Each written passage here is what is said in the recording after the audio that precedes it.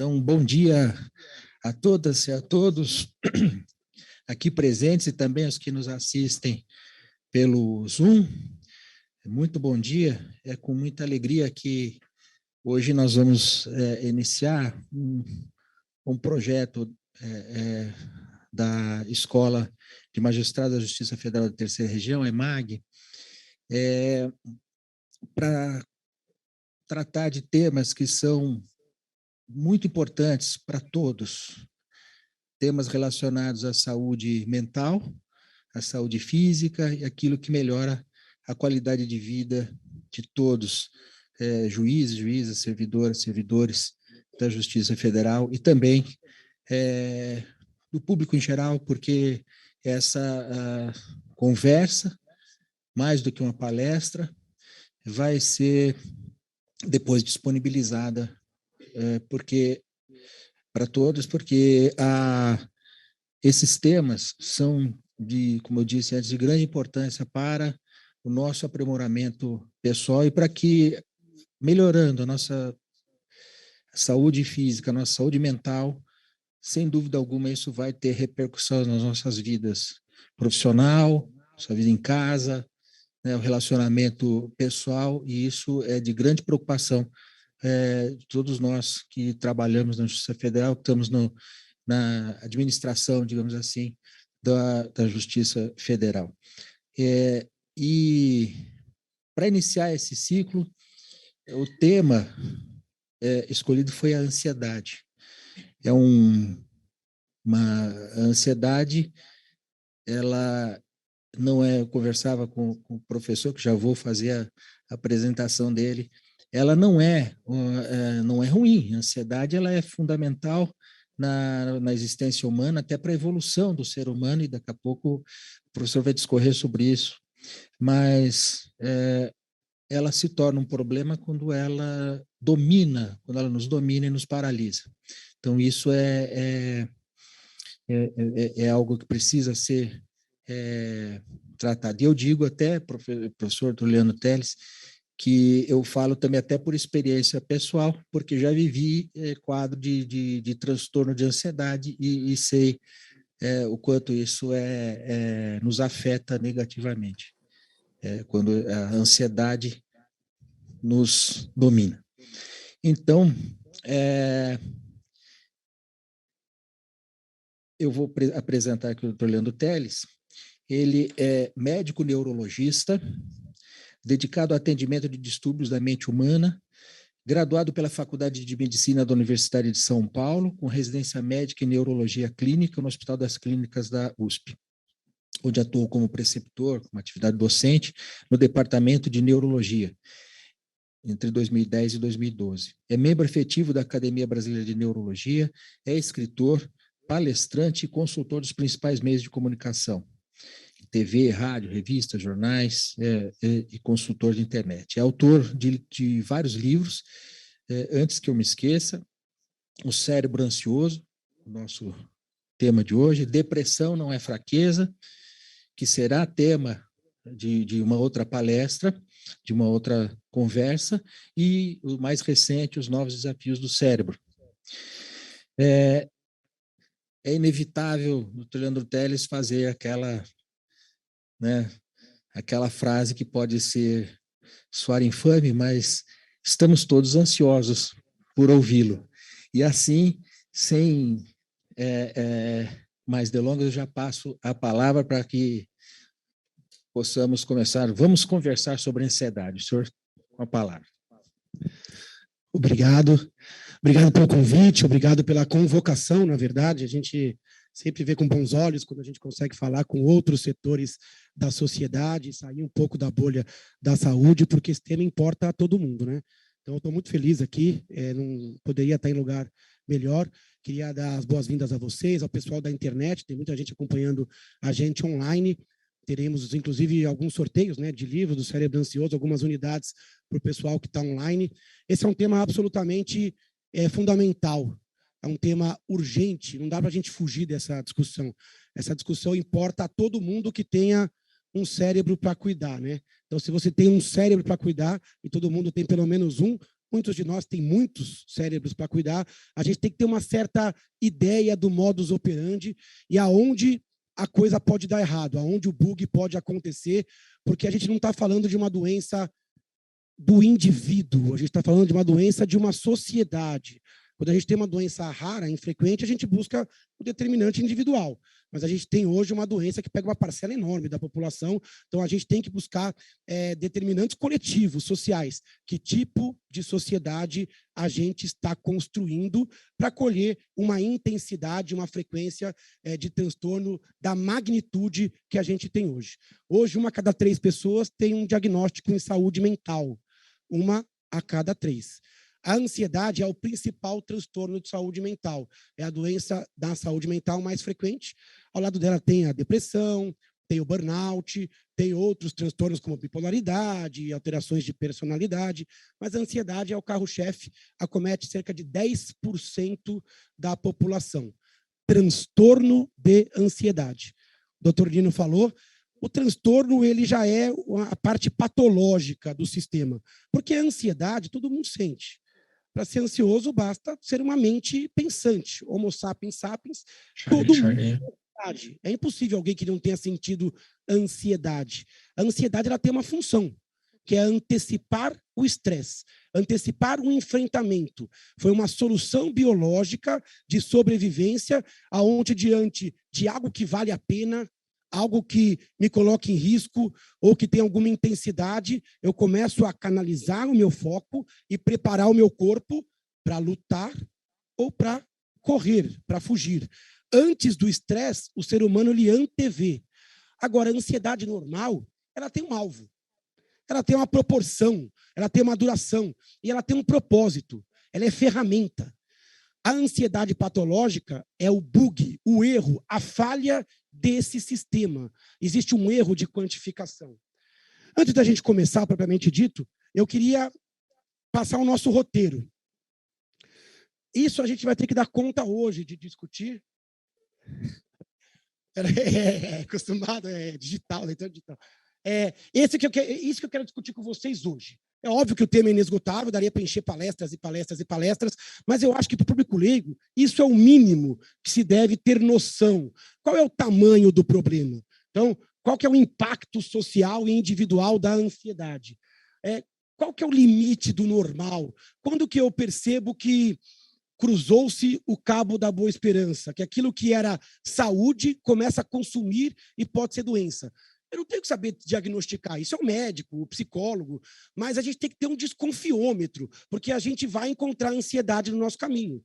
No elevador, nos colegas de trabalho, dentro de casa, no espelho de casa, quando a gente olhar o próprio jeito de sentir, pensar e reagir ao mundo. Os sintomas principais, não tem jeito, não tem um exame. A gente vai ter que reconhecer sintomas físicos, psicológicos e cognitivos da ansiedade.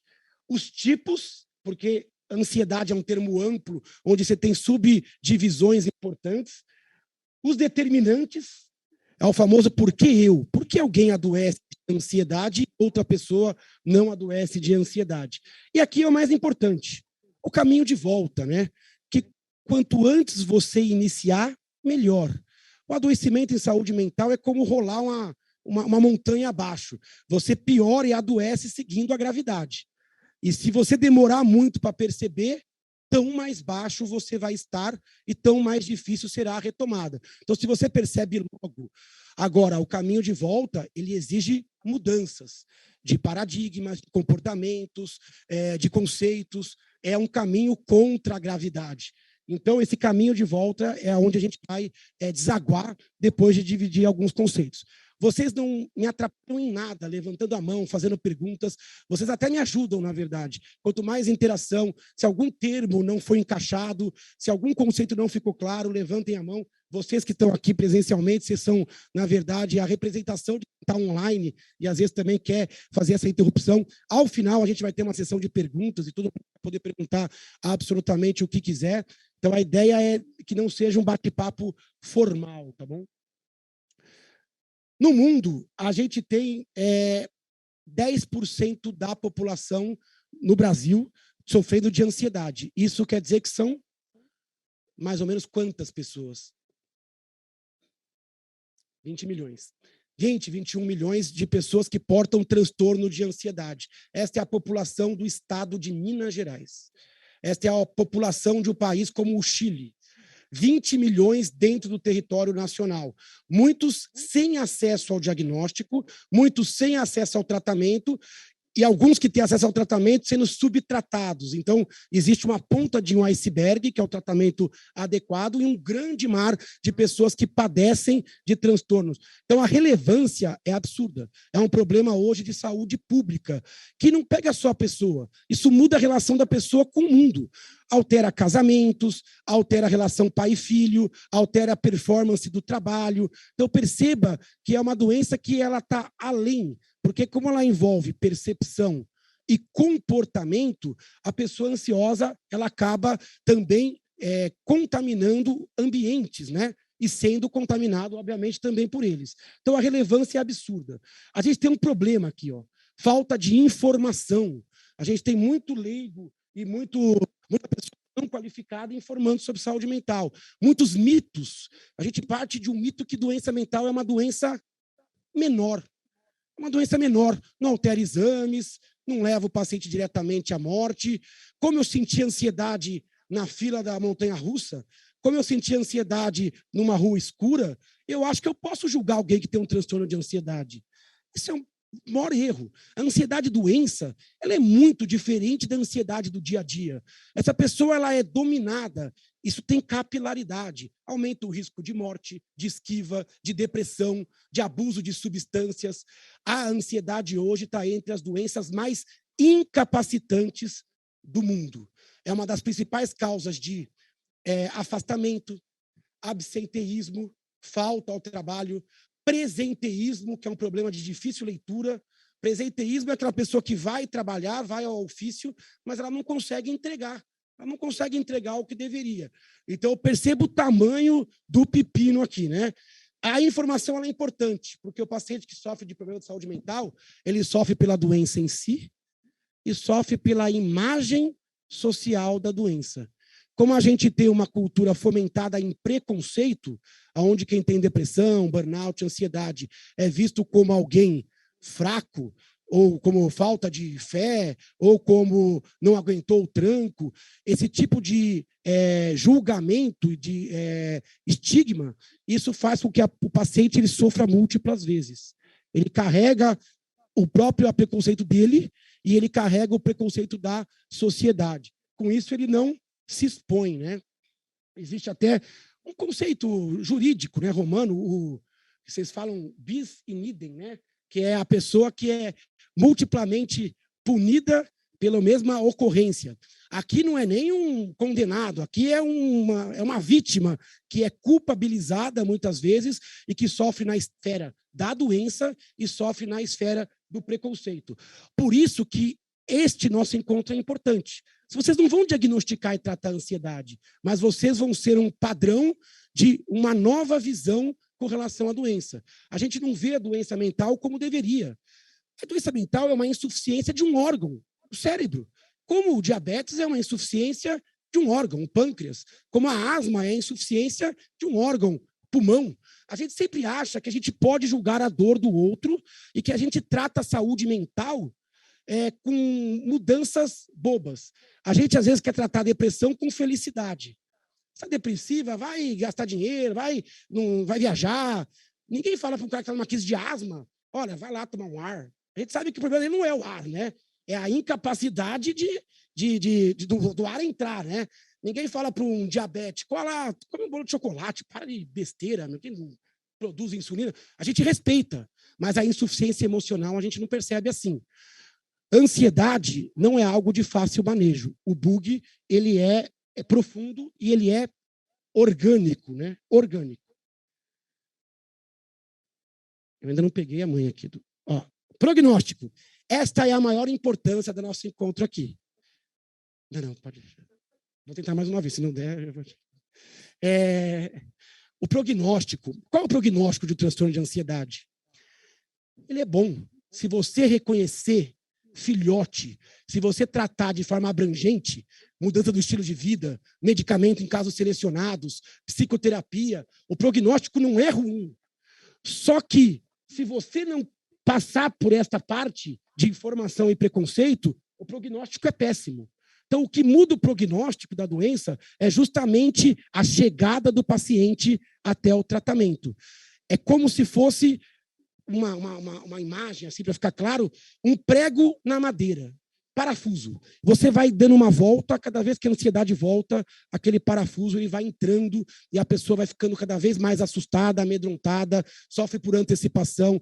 Então, prego que a cada volta o paciente fica mais sequestrado dentro da patologia. Então, é importante reconhecer rápido, leve e buscar ajuda. Então, o prognóstico depende desta nossa conversa de hoje. Para ter ansiedade, basta ter uma coisa: cérebro.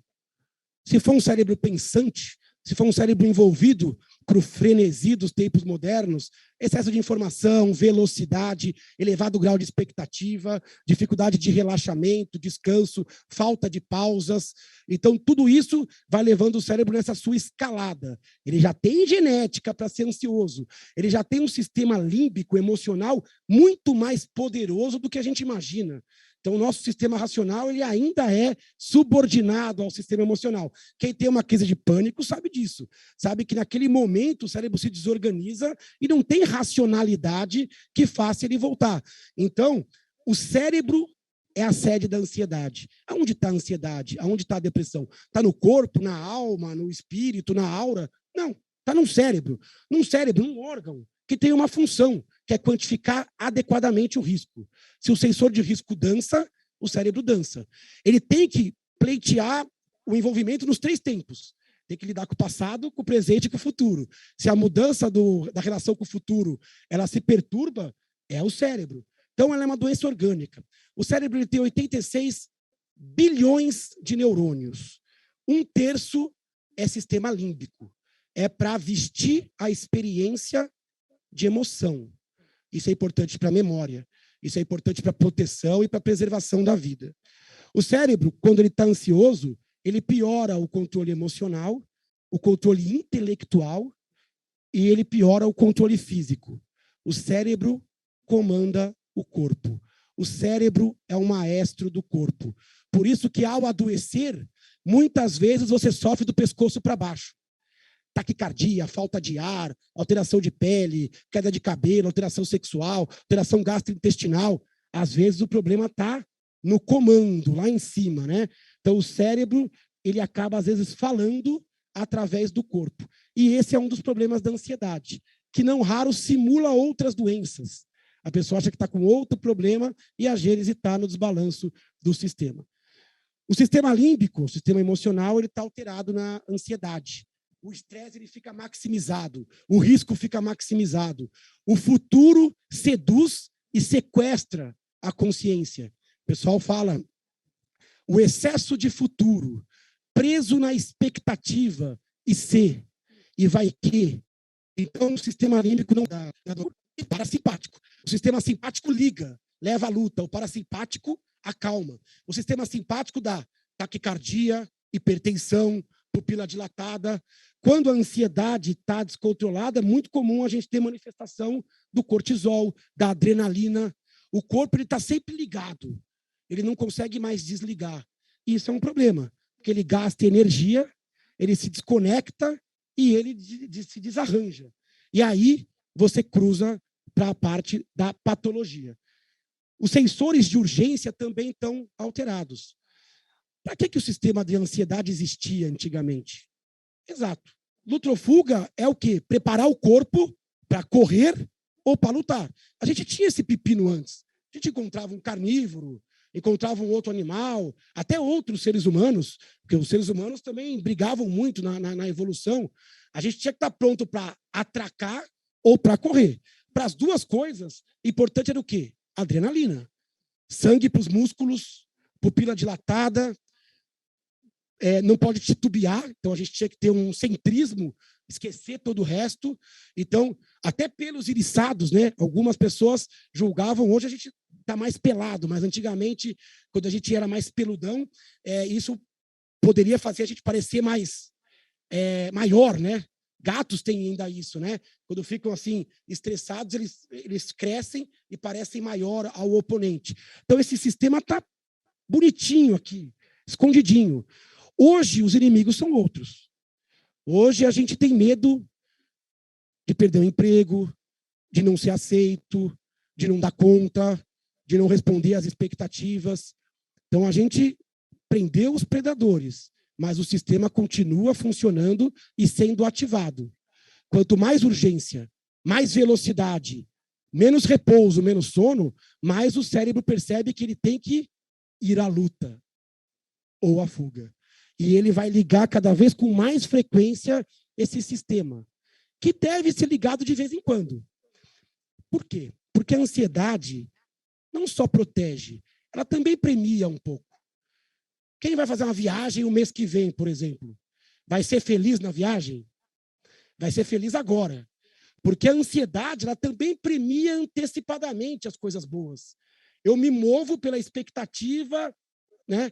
O pessoal fala, o melhor da festa é esperar por ela. Então, a ansiedade, ela antecipa algumas emoções, mas ela pode antecipar também emoções negativas. E aí é parte da doença.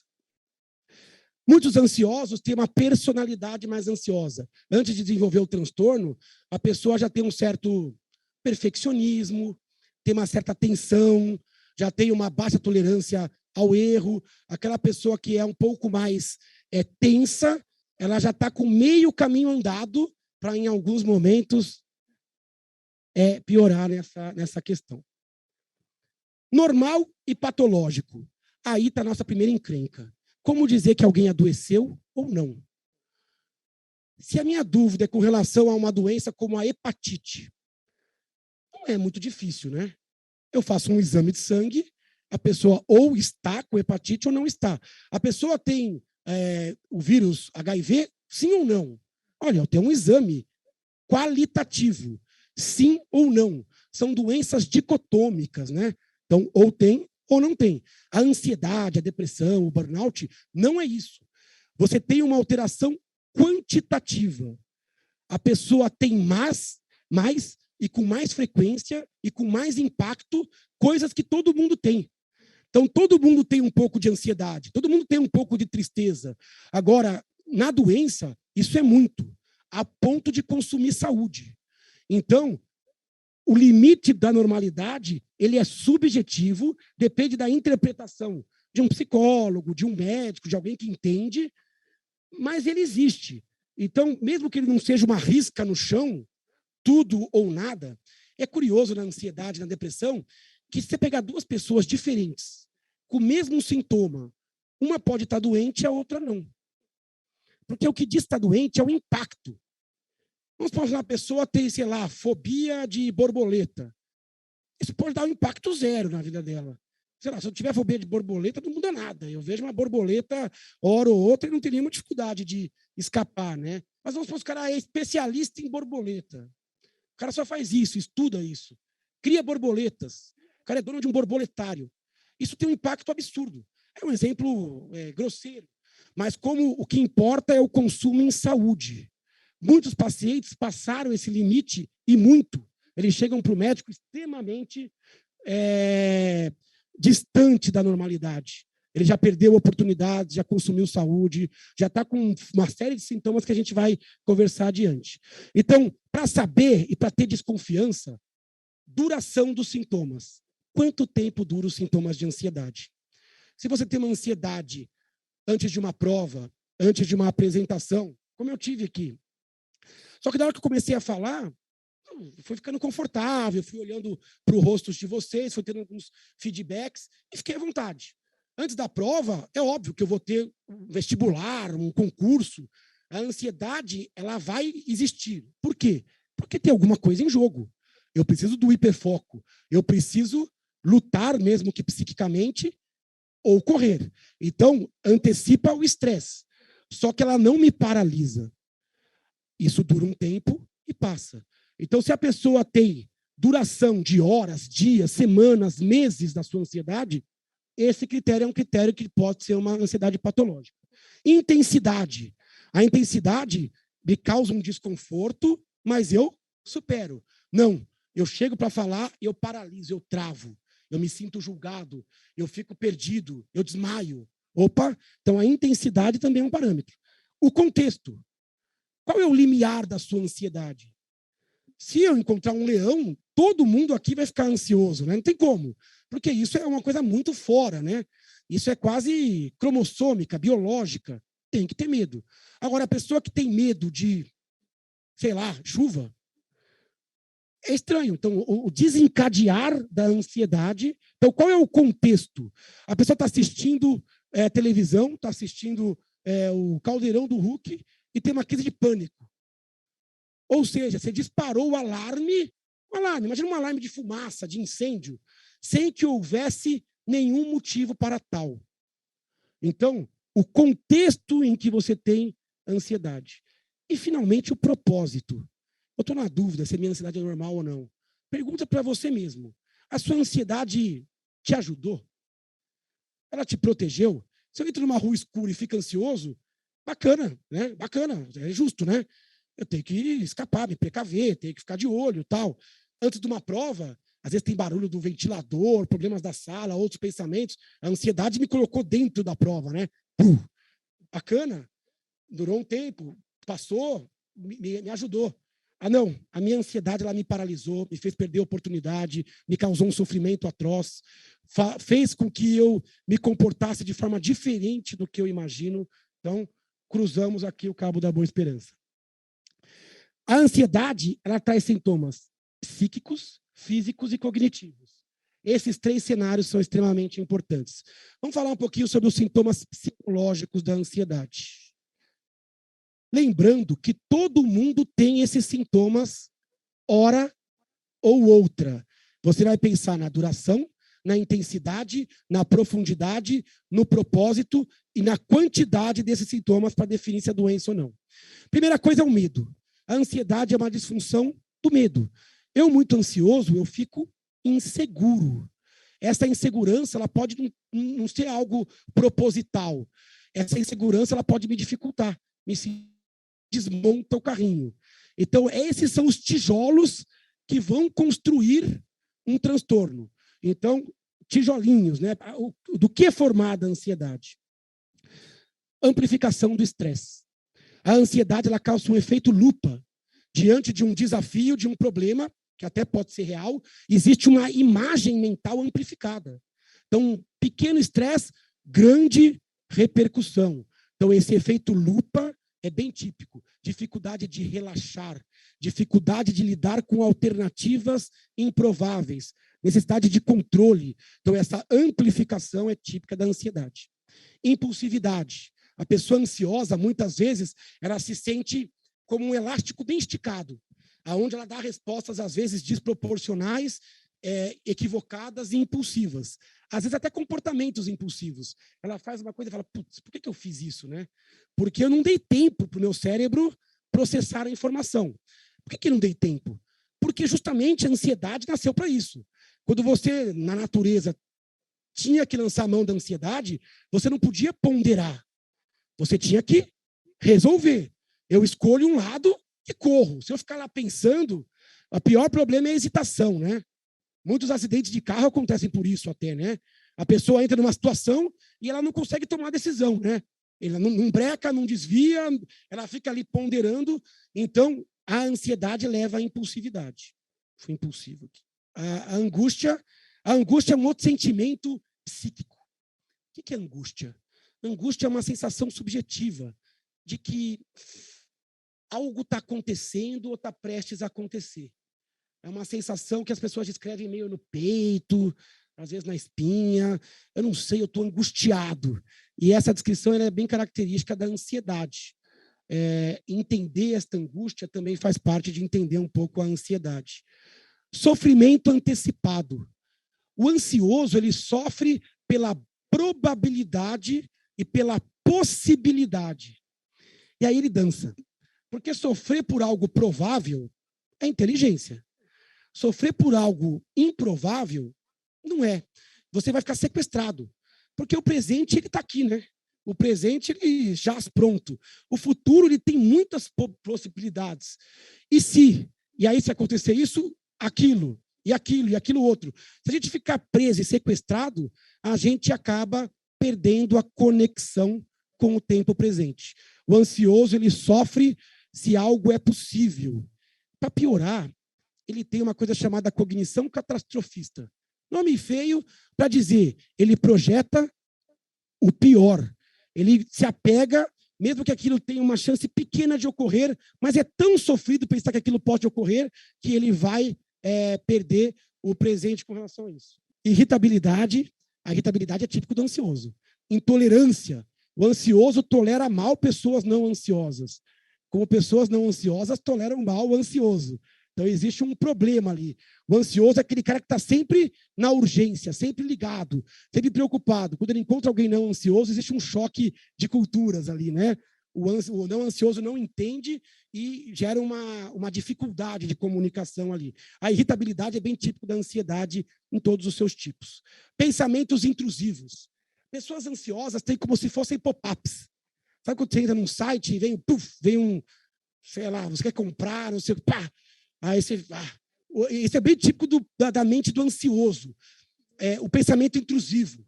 Do nada ele está pensando em alguma coisa que ele não devia estar pensando. E esse pensamento ele abre uma aba, que abre outra aba, que abre outra aba. Então, assim, sabe quando você quer apagar e começa... É isso aí, né? E aí o cara fica ali, no multitarefa, que não é um multitarefa externo, é um multitarefa interno. Então, ele tem pensamentos intrusivos. É muito comum ele estar ruminando alguma coisa. Ruminação. Ruminação é típico daqueles mamíferos que comem, guardam o alimento e ficam ali num processo digestório longo, né? Onde ele guarda. Mesma coisa do ansioso. Ele está aqui, mas ele está carregando ruminações de um passado que ele não conseguiu digerir, ou ruminando um futuro de possibilidades que também ele não tem o menor controle, né? Então, pensamentos intrusivos, compulsões. Muito comum que o ansioso desenvolva ritos, processos, manias, coisa que ele faz de forma repetida para tentar se controlar. Eu estou rindo não é da palestra, não, estou rindo da Carla chegando ali. Ô, Carla, atrasada, hein? Tudo bem, tranquilo. Acabou de começar, que mente, né? Só para dar uma diminuída. Começou agora, 1 minuto. A compulsão é o comportamento que você não escolhe. Ele te escolhe. Ele te escolhe porque ele é um comportamento de alívio. Você pode ter um comportamento alimentar compulsivo, comportamento de jogo compulsivo, é muito comum isso. O jogo patológico. A gente pensa nisso, pensa naquele cara no caça-níquel, né? Mas hoje é a gente no celular, né? Jogando compulsivamente, inclusive fazendo o mesmo movimento do caça-níquel ali, rodando as telas, né? Viciado com aquela dopamina liberada rapidamente, aquele controle da ansiedade, nesses modelos bem típicos de redes sociais, de vídeos curtos, ou até de jogos que acabam dominando o nosso comportamento. Perceba que existe um sequestro aqui, né? O paciente ansioso, não bastasse todos os sintomas psíquicos, ele é sequestrado em pensamentos que ele não quer ter, voltando, e em comportamentos que ele não quer ter também. Isso faz com que ele perca o seu principal ativo, tempo e energia. Então, ele já tem um problema de gerenciamento de tempo e energia, e ele acaba sequestrado nesse looping muito comum na ansiedade crônica. Desrealização e despersonificação. São 2 temas que a gente fala pouco, mas que acontecem muito, principalmente em pessoas que estão com ansiedade mais intensa ou mais aguda. Síndrome do pânico dá muito isso. Desrealizar é ter a sensação de que você está num mundo meio paralelo. Você vai andando tão ansioso, mas tão ansioso, que parece que você está num sonho ou num filme. As coisas estão andando num tempo, num movimento. Eu me sinto desconectado da realidade. Na crise do pânico, isso é muito frequente. É uma descrição frequente. Desrealizou. A pessoa acha que está perdendo a lucidez. Mas não é um problema de saúde do tipo psicótico. É o excesso de ansiedade. E tem pessoas que têm a despersonificação. A sensação de que está tão ansioso, mas tão ansioso, que ele está se distanciando do próprio corpo, que ele não domina o seu comportamento e que ele pode até ter uma experiência extracorpórea. Então, o paciente ele pode ter uma noção, eu não controlo esse corpo. Esse corpo, os meus pensamentos estão distanciados. Desrealização, despersonalização. Se alguém contar isso para vocês um dia, isso sugere uma crise de ansiedade aguda, intensa e que merece atendimento. Sintomas psíquicos, é muito. Olha, e tem outros, né? Aqui eu coloquei só os principais, senão a gente ia ficar o dia inteiro aqui falando de sintomas psíquicos. Mas perceba como a mente fala. A gente tem que saber ouvir e quantificar. Sintomas físicos. Esta imagem denota um paciente com ansiedade. Olhar cerrado, uma cara preocupada, mão na fronte e mão no peito. Então, a ansiedade é um problema do pescoço para cima, mas que ele fala muitas vezes do pescoço para baixo. Você vê que ela não está respirando de forma natural. A ansiedade, seja em crise, seja contínua, crônica, pode causar taquicardia, aperto no peito, às vezes simula quadros cardíacos de arritmia, infarto, de formas muito exuberantes, dores e tensão. O paciente com ansiedade ele tem dificuldade para relaxar a musculatura. Então, dor nas costas, dor de cabeça, muitas vezes são cronificadas por fenômenos de ansiedade. Falta de ar é típico da ansiedade, a sensação de que o ar não entra, né? Isso foi um grande problema durante a pandemia da Covid.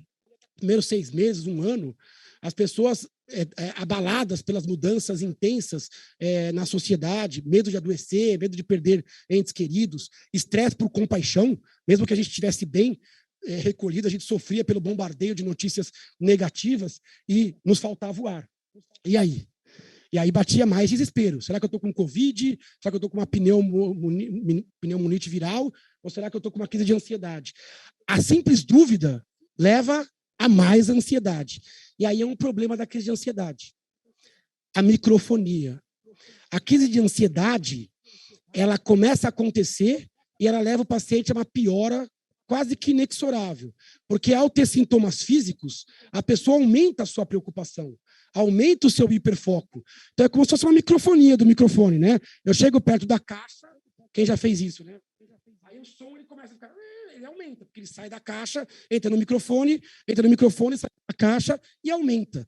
Então, muitas crises de ansiedade grave acontecem justamente pela presença de sintomas físicos e a preocupação de estar sofrendo um derrame, um infarto, está ficando louco, está perdendo o controle. Então, essa microfonia ela é um dos problemas da ansiedade. Quem sofre com isso, uma vez, uma amplificação dessa, um sofrimento, ele evolui com outro problema, que é o medo de ter de novo.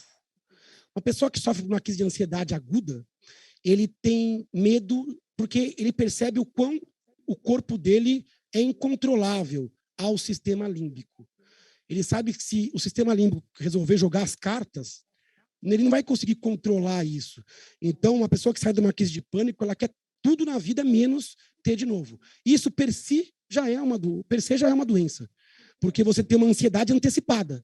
Aí você começa a se esquivar, a evitar situações, lugares ou coisas que te levaram à primeira crise. O medo de ter medo, o medo de passar mal, o medo de perder o controle, ele é mais incapacitante. Você fala para uma pessoa que teve crise de pânico, você teve quantas crises na vida? Ela fala 3. Bom, 3 crises de pânico, quanto tempo durou cada uma? Sei lá, 25 minutos. Pouco. Não. Você tem que contar todo o intervalo entre as crises onde ele viveu sobre o temor de ter novamente. A ansiedade antecipatória. Por isso que a gente está falando de uma doença com D maiúsculo. Não é uma doença menor. É uma doença que leva a uma vida limitada, a uma falta de segurança. É uma doença que tem capilaridade para alterar biografias. Então, é uma doença orgânica, séria, e vocês precisam sair daqui sabendo disso. Distúrbios de sono. O ciclo sono-vigília depende um pouco da tranquilidade, depende do parasimpático, depende da redução da adrenalina e do cortisol. Uma pessoa que chega ligada, ansiosa, tensa, ela tem dificuldade de relaxar. Distúrbio para começar a dormir. Despertar noturno com pensamento acelerado, falta de ar, despertar precoce. Quer entender a vigília? Olhe para o sono. Muitos pacientes chegam no consultório assim, eu estou com dificuldade de dormir. Esta pessoa, eu vou ter que automaticamente fazer uma triagem para a ansiedade. Hoje, uma das principais causas de insônia crônica e aguda é o desequilíbrio na ansiedade. Às vezes o paciente vem com sintoma físico e a gente tem que ir atrás da gênese, né? O que unifica órgãos tão distantes, né? O cérebro, né? É o único que conversa com todos os órgãos e que conversa com o poder de decisão, né? O coração ele quer bater mais devagar, mas se o cérebro quiser que ele bata mais rápido, meu amigo, não tem jeito, ele não segura. O intestino também, ele obedece, porque as vias de intervenção cerebral são muitas e são enormes. Distúrbios sexuais, distúrbios gastrointestinais. É comum as pessoas terem diarreia por ansiedade, dor abdominal por ansiedade, queimação, dispepsia, dificuldade de digestão, empachamento, vômitos em crise de ansiedade. É muito comum distúrbio gastrointestinal ter também um pezinho na ansiedade. Distúrbios sexuais, vários, né? Anorgasmia, que é incapacidade, dificuldade de atingir o orgasmo, ejaculação precoce no homem, né? Mais percebida, baixa libido, é uma crise energética. A pessoa muito ansiosa, ela está numa situação de luta ou fuga, eterna, numa antecipação frequente. É natural que esse corpo queira se relacionar sexualmente ou queira se reproduzir. Quer dizer, o que marca fases de muito estresse na natureza? Guerras, privação alimentar, é algum problema que o cérebro está ali, né? Pintou o rosto, né? Como camaleão que é, ele recebeu guerra e respondeu com guerra. Então, essa parte dos ciclos biológicos, ela não fica legal, ela se altera. Vertigem, tontura, comum, sensação de estar num barco, numa prancha, como sintoma de ansiedade. Tremores e sudorese, muito comum, resposta direta da adrenalina e do cortisol. Aqui são alguns dos sintomas. Pupila dilatada, queda de cabelo, alterações de pele, piora de processos imunológicos, imunoalérgicos, infecciosos. Então, existe um grande impacto físico. Existe um consumo de saúde física pelo problema psíquico. O cérebro, ele manda no corpo através da regulação de hormônios, hipotálamo, hipófise, que comanda todo o eixo hormonal, né? Adrenais, eixo sexual. O cérebro conversa com o corpo através dos nervos, do sistema simpático e parasimpático, e o cérebro comanda o corpo através do comportamento. Para que serve o corpo? Né? Porque nessa ótica, para que serve o corpo humano? Para carregar o cérebro. É a única função do corpo, é manter o cérebro viável. Esse cérebro não pode ficar parado, ele tem que andar para cá, para lá, por isso que existe o corpo. Esse cérebro precisa ser alimentado com sangue, oxigênio, mas o corpo não serve para muita mais coisa, né? Não é nada, né? Se o cérebro morre, o que acontece com o cara? Ele está morto. Ele está juridicamente morto, ou não? O cara morreu, o corpo está perfeito. O que você faz com esse cara? Joga os órgãos, ou desliga o aparelho, enterra, queima, não importa. O cérebro, ele tem o corpo para viabilizá-lo. E o cérebro faz isso com comportamento. Uma pessoa com transtorno de saúde, não só diretamente, com adrenalina, cortisol, hormônios e tal, o comportamento dele é ruim. Ele anda por lugares que ele não andaria se estivesse saudável. Ele faz escolhas alimentares, de relacionamento ou de discurso que ele não faria. Então, o corpo precisa durar a vida toda. E o cérebro viabiliza a saúde do corpo. Como a saúde do corpo viabiliza a saúde do cérebro, porque ele precisa ser irrigado, nutrido e carregado. Por isso que não existe cérebro e corpo. É uma coisa só. O cérebro é o corpo. E a parte psíquica é uma das funções do cérebro. Certo? Então, a gente não pode ter o preconceito ou a ingenuidade de achar que uma doença de software, uma doença que não é de hardware, não tem uma lesão anatômica, é uma doença menor, porque ela chegou no centro de comando e ela está consumindo saúde. Sintomas cognitivos. Paciente ansioso, ele é mais desatento. Óbvio, né? Conectado com o futuro, multitarefa, várias abas, desatenção. Conecta com o futuro, desconecta do presente. Ele é mais esquecido. Muito comum o problema de esquecimento por ansiedade. O ansioso, ele acaba tendo tanta coisa para lidar que ele está sempre sobrecarregado. Criatividade. A criatividade é o creme de la creme, é o mais sofisticado que o cérebro pode entregar no mundo, é a criatividade. É uma solução, um jeito de olhar, um ineditismo. Ela é muito alterada pela ansiedade, porque a ansiedade ela é gastadora. Ela é gastadora de energia, de recurso. O cérebro não tem energia para tudo. Não tem tempo para tudo. Quem tem tempo para tudo aqui? O tempo parece ser a coisa mais mal distribuída do mundo, né? Porque a gente fala assim, ninguém tem, né? Ninguém tem. Todo mundo acha que tem menos do que deveria. O tempo, eu quero tempo, eu quero tempo. Você só consegue tempo, não dá para comprar tempo. Não dá para alugar, sequestrar. É uma ampulheta, né? Não importa. Não importa de onde você é, o que você faz. O tempo é o único ativo que você tem. E a ansiedade, ela consome tempo. Rituais, pensamentos, cansaço, fadiga, falta de recuperação entre um estresse e outro, vai escalando. Os problemas que se maximizam e fazem a gente perder tempo. Então, ela é um consumidor. Energia. É fácil ter energia para fazer tudo? Não é. A prova disso é que a gente vive numa fadiga intensa hoje. É difícil. Qual que é o órgão mais gastador de energia do corpo? O cérebro. O cérebro pesa 1,5 kg. 1,5 kg. E ele consome 20 a 25% da glicose que você come. Ele só quer glicose. Ele consome, em volemia, sangue. 1/4, 1/5 do sangue que circula no seu corpo. Já viu o tamanho da carótida? O tamanho de um dedinho, assim. Então, é um órgão, o coração bate, 1/5 é para o cérebro. Percebam como é uma usina. É que ensinaram a gente errado, né? Ensinaram que o cérebro, sei lá, só usamos 10% da capacidade. Dá aquela impressão de que a gente tem que ir atrás dos outros 90%, né? E a gente passa a vida e não vem os 90% e a gente perde, às vezes, até os 10% que estavam funcionando bem, né? Tô devendo aí.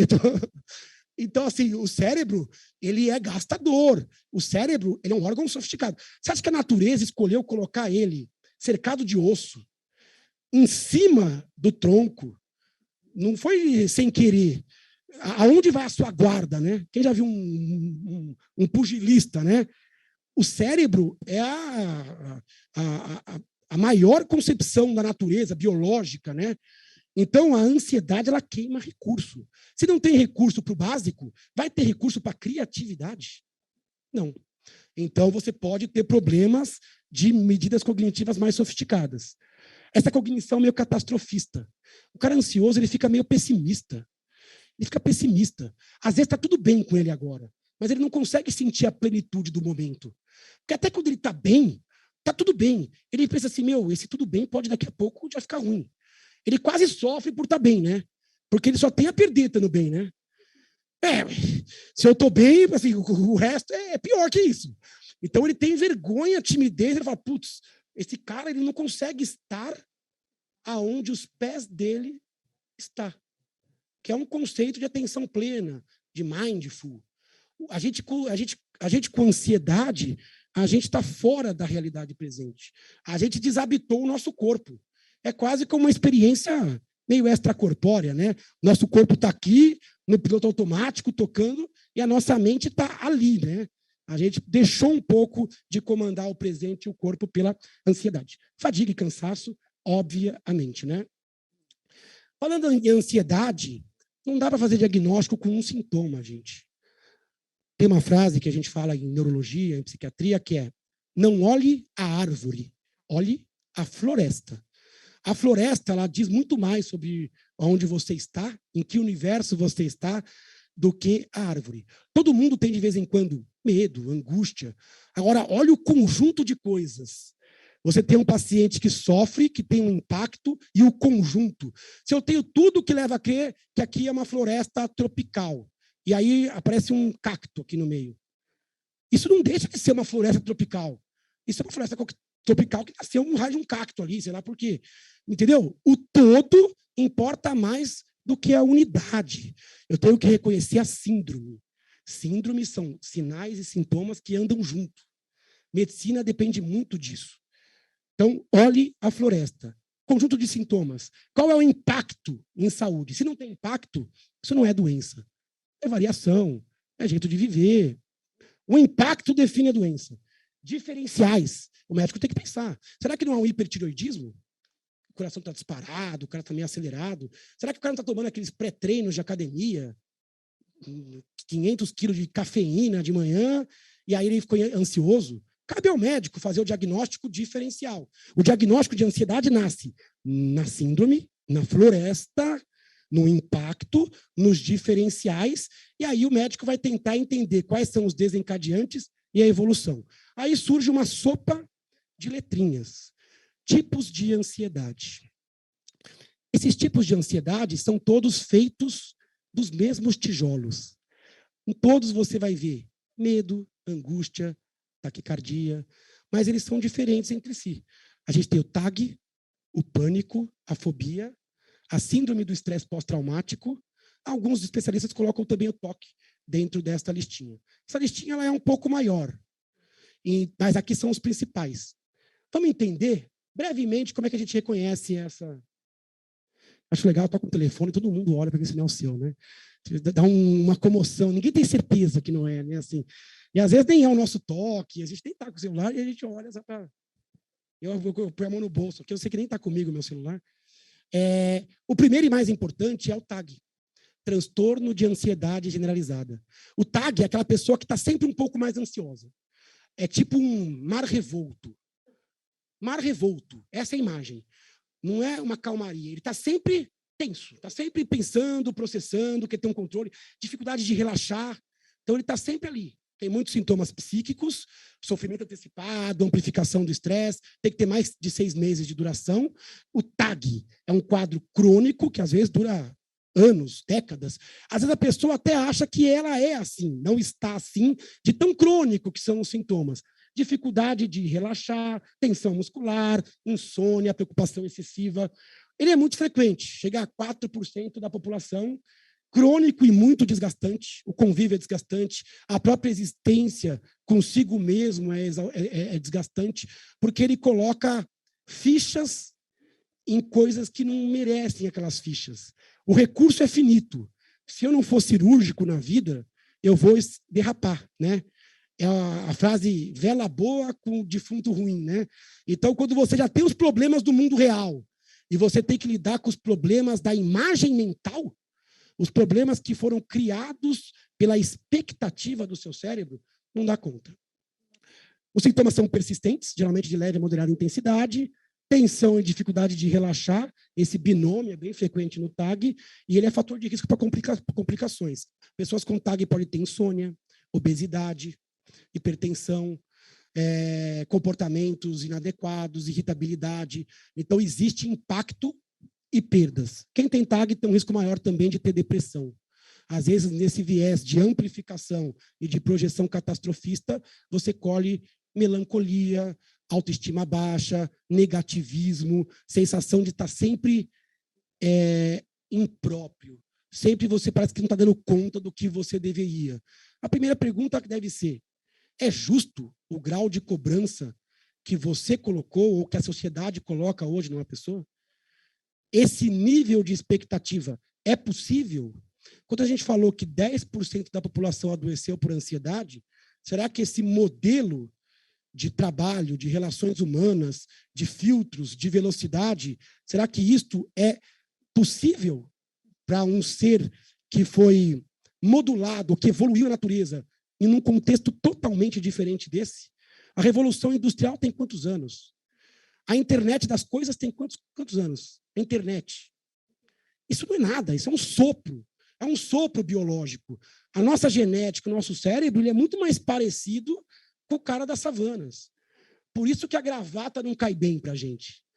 Por isso que esses novos inimigos, essa nova dinâmica, ou você filtra, ou você é atropelado. O boleto ele vai chegar de algum jeito. Numa doença física, numa doença psíquica, mas se você não entender que a regulação do estresse ela é mais complicada hoje, aí você fala, mas o mundo nunca foi tão fácil, né? Se olhar biologicamente, nunca foi. O ser humano dominou todos os continentes, não existe predador não enjaulado, né? Hoje o nosso problema é a gente preda a gente mesmo, né? Mas a gente não tem mais nenhum risco de carnívoro, né? A gente não precisa nem caçar comida, né? A comida já está congelada, cortada. Se você tiver um iFood, então, ela chega quentinha na sua mão. Esta facilidade melhorou nossa qualidade de vida. A internet das coisas, onde você, a um clique, tem acesso a uma quantidade absurda de informação, onde as pessoas se localizam rapidamente. Quer dizer, o cérebro está conhecendo isso agora, há muito pouco tempo. É natural que ele tenha dificuldade de se adaptar. Então, esse boom de saúde mental, até a pandemia. Uma pandemia como essa é coisa que aconteceria na natureza sem o ser humano? Por que não? Aconteceria uma pandemia tipo a Covid na natureza se não existisse o ser humano? Alguns acham que sim, outros que não. Pode ser que sim, mas não com esta velocidade. É impossível. Porque o vetor é o vetor humano, gente. A globalização, óbvio. A globalização, o cara, sei lá, teve um caso na China, em poucos meses o caso... Não tem mosquito que voe isso, né? Não tem pássaro que voe isso. Não tem como, é impossível. Então, o ser humano foi o vetor, né? É ele que tem contatos e que balança. Então, esse novo mundo exige uma nova postura. Senão, o resultado vai ser problemas em saúde mental. Síndrome do pânico. Síndrome do pânico é o tipo de ansiedade mais intensa. Diferente do mar revolto, do TAG, ele é um tsunami de ansiedade. A pessoa vai de 0 a 100 rapidamente. Em poucos minutos, a pessoa está transpirando, coração batendo rápido. Coração batendo é normal, né? Coração batendo assim de forma perceptível, às vezes aqui no pescoço. Então, ele está sufocado, falta de ar. Muito sintoma físico. Muito rapidamente. A pessoa pode começar a ter uma sensação de que está num mundo meio paralelo, que não consegue controlar o corpo, que vai morrer. Sensação de morte iminente, sensação de enlouquecimento ou perda de controle. E aqueles minutos para esta pessoa jamais serão esquecidos. Ali é um marco. Não dá para explicar a síndrome do pânico para quem não teve. Quem fala assim, não, eu já senti isso na montanha. Não é. Você não sentiu isso. Você não pode julgar pela sua régua. Do mesmo jeito que tristeza e depressão são coisas diferentes. Todo mundo ficou triste na vida, enterrou seus mortos, teve luto, mas a depressão é algo em outro nível, né? Então, mesma coisa aqui para a crise do pânico. Crise do pânico é um bug, é um alarme de incêndio disparado do nada ou diante de algo que é desproporcional a esta resposta. A pessoa se sente assim, ó. Essa é uma imagem, até parece da Avenida Paulista. Ó a sensação. A sensação é de profunda vulnerabilidade. A pessoa não sai igual de um quadro desse. Agudo, intenso, desespero, impotência. Ela fala, o que eu posso fazer? Se o que eu controlo é o meu corpo e se justo ele eu não controlo, né? Simula infarto, AVC, derrame, leva o paciente ao pronto-socorro e pode evoluir com ansiedade ao longo do tempo. Outra ansiedade comum são as fobias. Medos exagerados, amplificados. Qual é a fobia mais preocupante atualmente e muito frequente? Fobia social, sem dúvida. Eu tenho medo de aranha, eu tenho medo de elevador. Olha, isso é muito frequente, isso pode ser uma coisa incapacitante, mas imagina o medo de se expor, o medo de falar, o medo de se sentir julgado, observado, o medo de você quebrar, porque hoje não tem jeito, a gente não consegue viver sozinho. Tudo depende de comunicação, de exposição, de fala. Imagina uma pessoa com dificuldade inespecífica, que é uma dificuldade de quebrar o gelo, de se aproximar. Isso muda a capacidade de fazer amigos, muda a capacidade de convencer as pessoas, muda a capacidade de se relacionar sexualmente, afetivamente. Então, imagina uma ansiedade disparada numa simples exposição a outro ser humano. Olha o tamanho do poder que a gente deu ao julgamento do outro, né? Isso a gente tem muito na discussão hoje em dia, né? Nas redes sociais, nos filtros, nos haters. Alguém chega e te elogia, isso vai para um saco menor. Alguém chega e te critica, isso vai para uma conta muito maior e aquilo fica te martelando. Essa necessidade de aceitação. Eu quero ser aceito, eu preciso ser aceito, eu preciso ser unânime. E essa é uma dificuldade que a gente vai ter que resolver num mundo de tanta exposição, né? Então, esquiva as limitações. Aqui o tratamento tem que ser bem direcionado. Terapia cognitivo-comportamental, por aí vai. Síndrome do estresse pós-traumático. SEPT ou TEPT. Nesse caso, a ansiedade ela se iniciou num evento específico. É aquela pessoa que passou por uma situação de morte ou quase morte, um desastre natural, uma guerra. Quem já viu filme de guerra? Todos têm a síndrome do estresse pós-traumático. O cara que voltou da guerra e a guerra voltou com ele. Se ele olhar, ouvir um estampido, se ele perceber uma correria, ele tem sintomas de revivência, ele sonha com os combatentes na guerra. O Brasil ele tem índice alto de síndrome do estresse pós-traumático. Curioso, não? Porque o Brasil não é de se envolver muito em guerra, o Brasil não é um país de tantos desastres naturais, como a gente vê por aí fora. Por que o Brasil ele é um dos campeões em síndrome do estresse pós-traumático?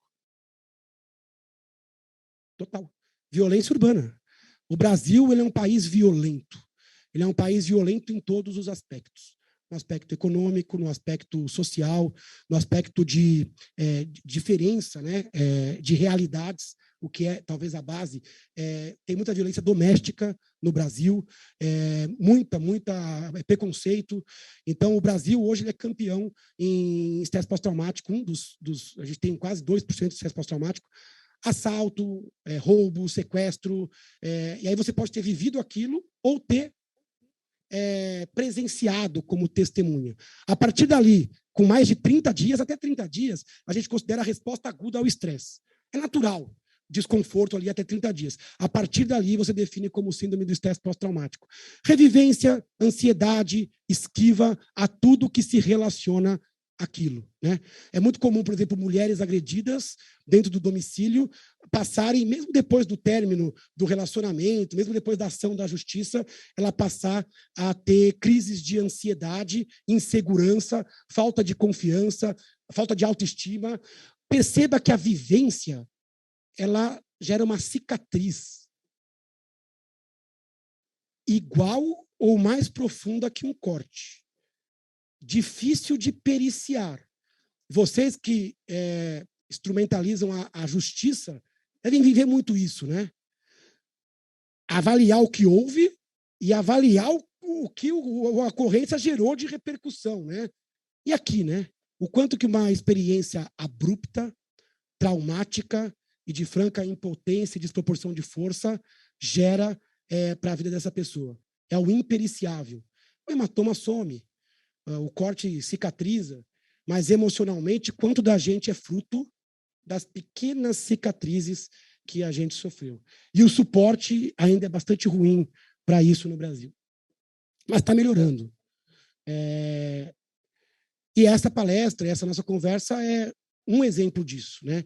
A gente romper essa bolha entre a saúde e o resto da sociedade para poder dialogar as dificuldades de um e de outro. O toque, eu gosto de pensar o toque dentro do transtorno de ansiedade. A pessoa tem um pensamento intrusivo, geralmente é um pensamento meio absurdo, anedótico, ou de que alguma coisa ruim vai acontecer, quase que uma coceira assim, mental, né? E aí ele desenvolve um ritual, onde ele tem que repetir para se sentir bem. Ele se sente bem um pouco, depois ele se frustra e volta. Então, o toque ele é um sequestro. Intrusão, ansiedade, ação. Alivia, frustra, intrusão. E ele fica nesse looping aqui, né? Tem toque que todo mundo percebe. Hoje, a minha esposa comentou um caso de uma moça que saiu lá na escola da nossa filha e ela ficou fazendo procedimentos ali do lado da porta até ficar tranquila e seguir. Mas tem toque que a gente não percebe. É o toque negativo, por exemplo. Eu evito tocar em tal coisa, eu evito fazer. Toque evitativo é difícil. E tem toque que é mental também. A pessoa está aqui, né, na mente, fazendo contas ou bolando pensamentos para anular os pensamentos anteriores. Então, o toque ele é uma forma bastante incapacitante, grave e comum de transtorno ansioso. É o único que é mais comum em homens. A ansiedade ela é mais comum em mulheres.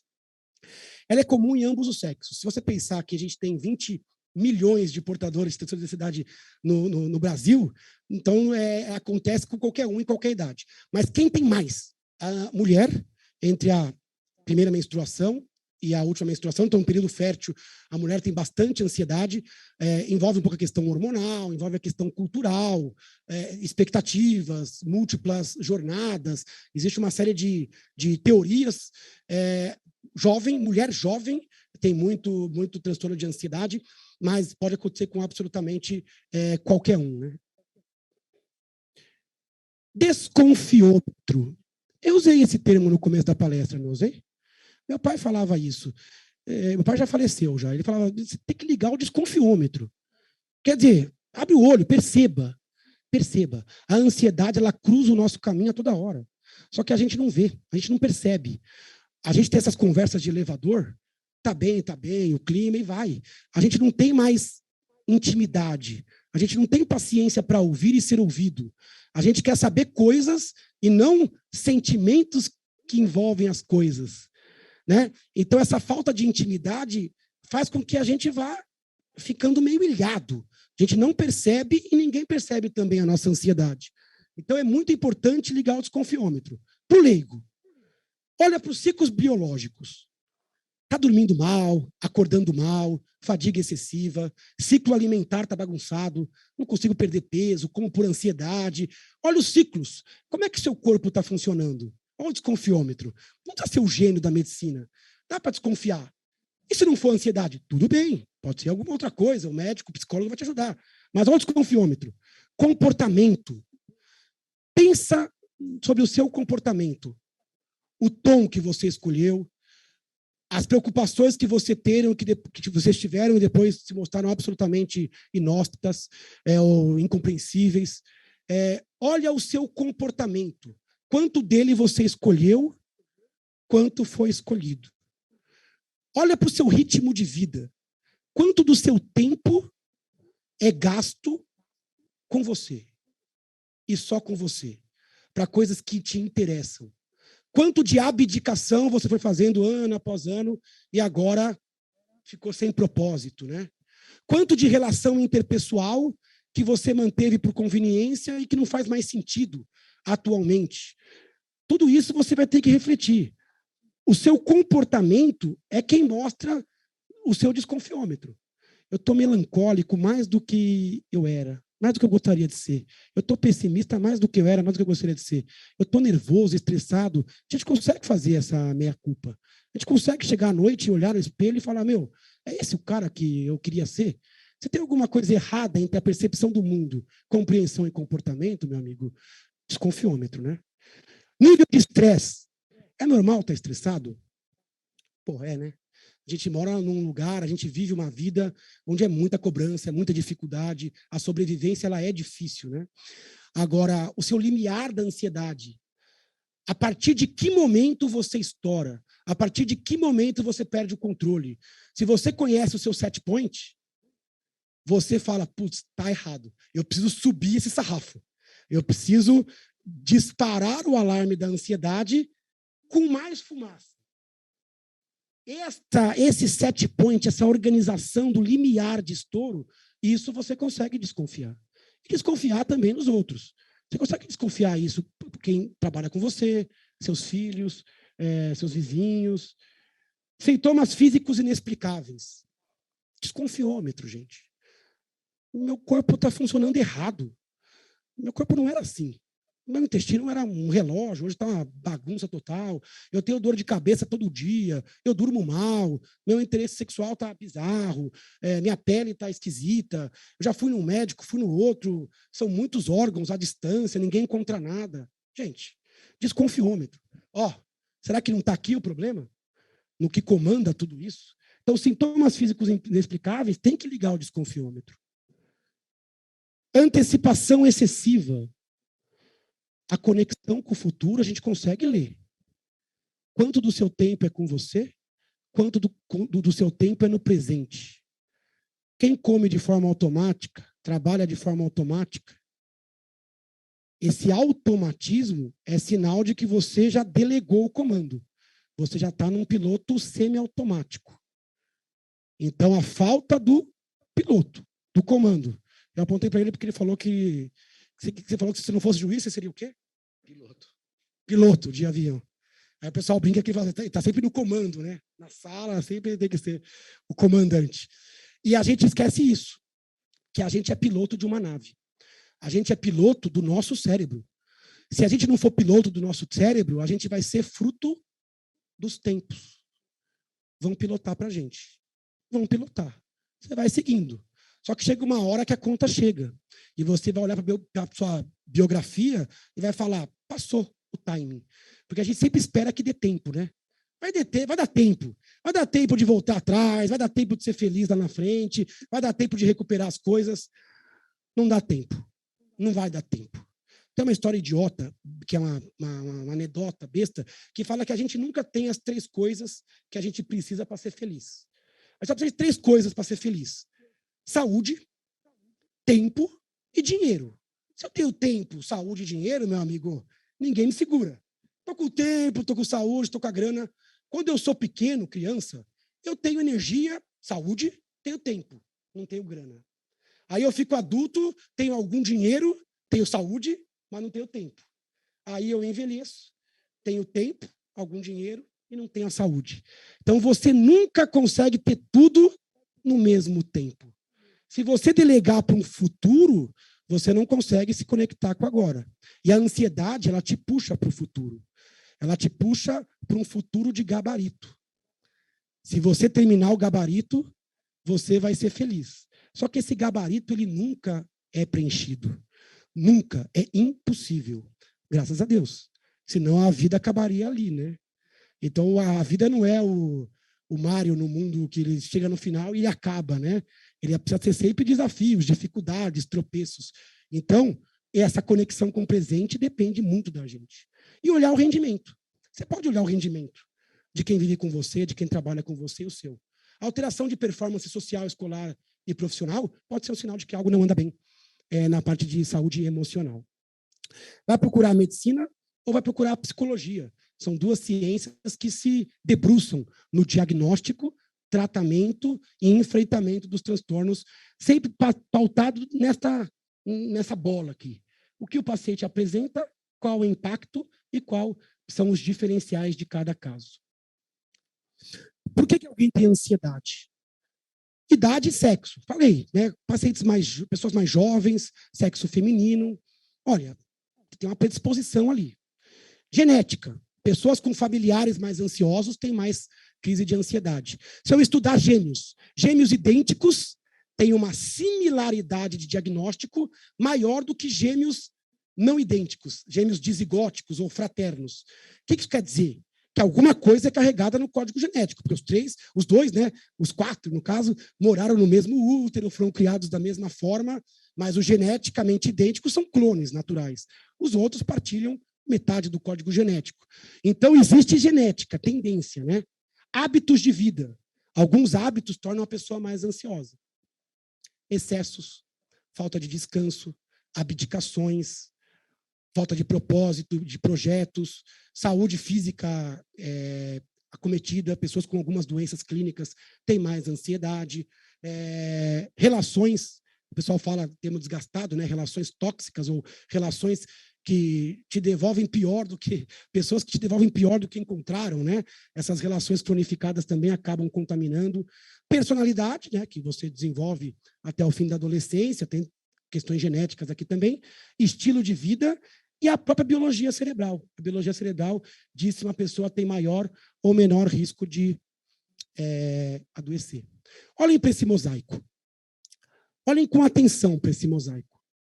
Perceba que a causa ela é um quebra-cabeça. E o tratamento vai depender da gente ser capaz de desfazer esse quebra-cabeça. Certo?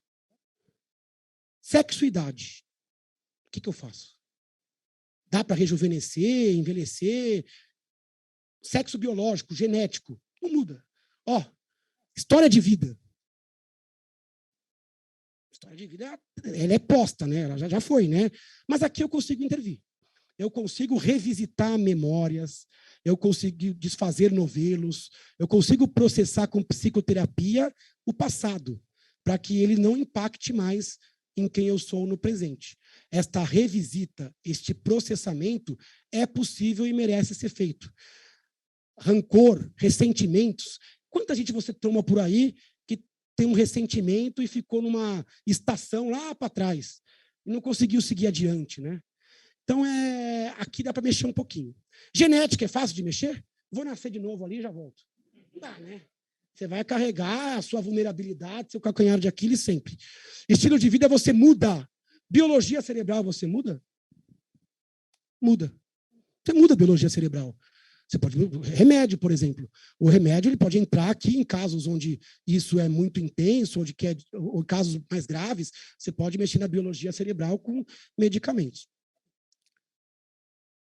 Então, não basta pensar assim, quais são os determinantes. Eu tenho que pensar quais são os determinantes modificáveis e não modificáveis. Aquilo que eu não consigo modificar, segue a vida. Mas quanto mais não modificável você carrega, mais você tem que agir nos modificáveis. E aí está o pulo do gato e um pouco da injustiça do processo. Quem carrega a genética para ansiedade, quem tem uma personalidade mais ansiosa, vai ter que se dedicar mais a isso. Como alguém que tem uma gastrite por uma questão genética, vai ter que cuidar do que come. Como alguém que tem uma tendinite, vai ter que cuidar do movimento que faz. As pessoas não são iguais.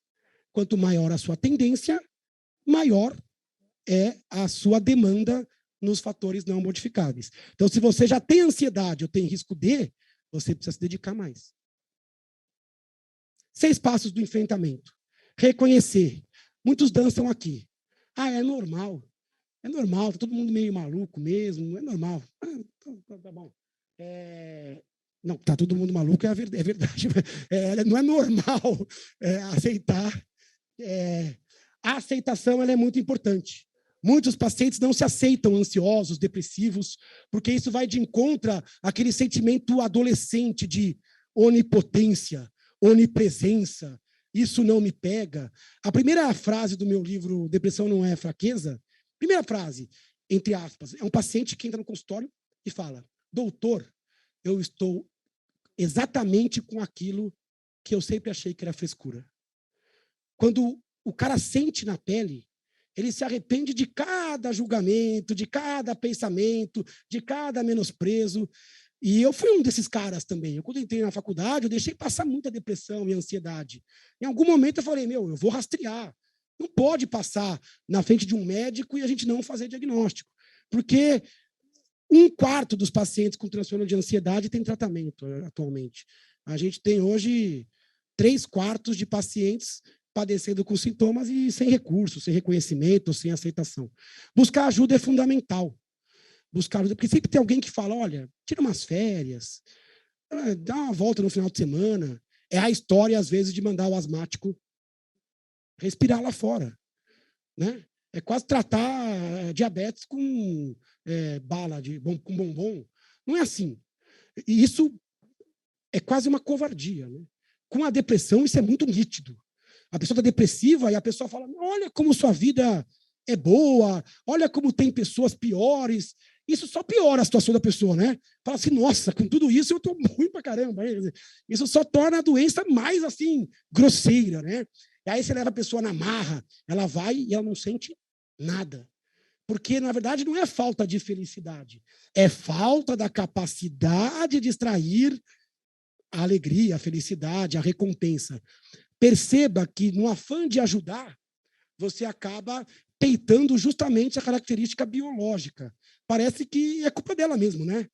Que, nossa, não percebeu o quanto ela é abençoada por Deus e não deveria estar assim, né? Então, buscar ajuda, mudar o estilo de vida, psicoterapia. Aqui faltou medicamento, né? O Leandro está maluco. Né? Os 6 passos, medicamento para alguns. Você estava com toque, né? Te salvei agora, hein? Ó, tem mais um passo aqui, ó. Cadê a moça do slide?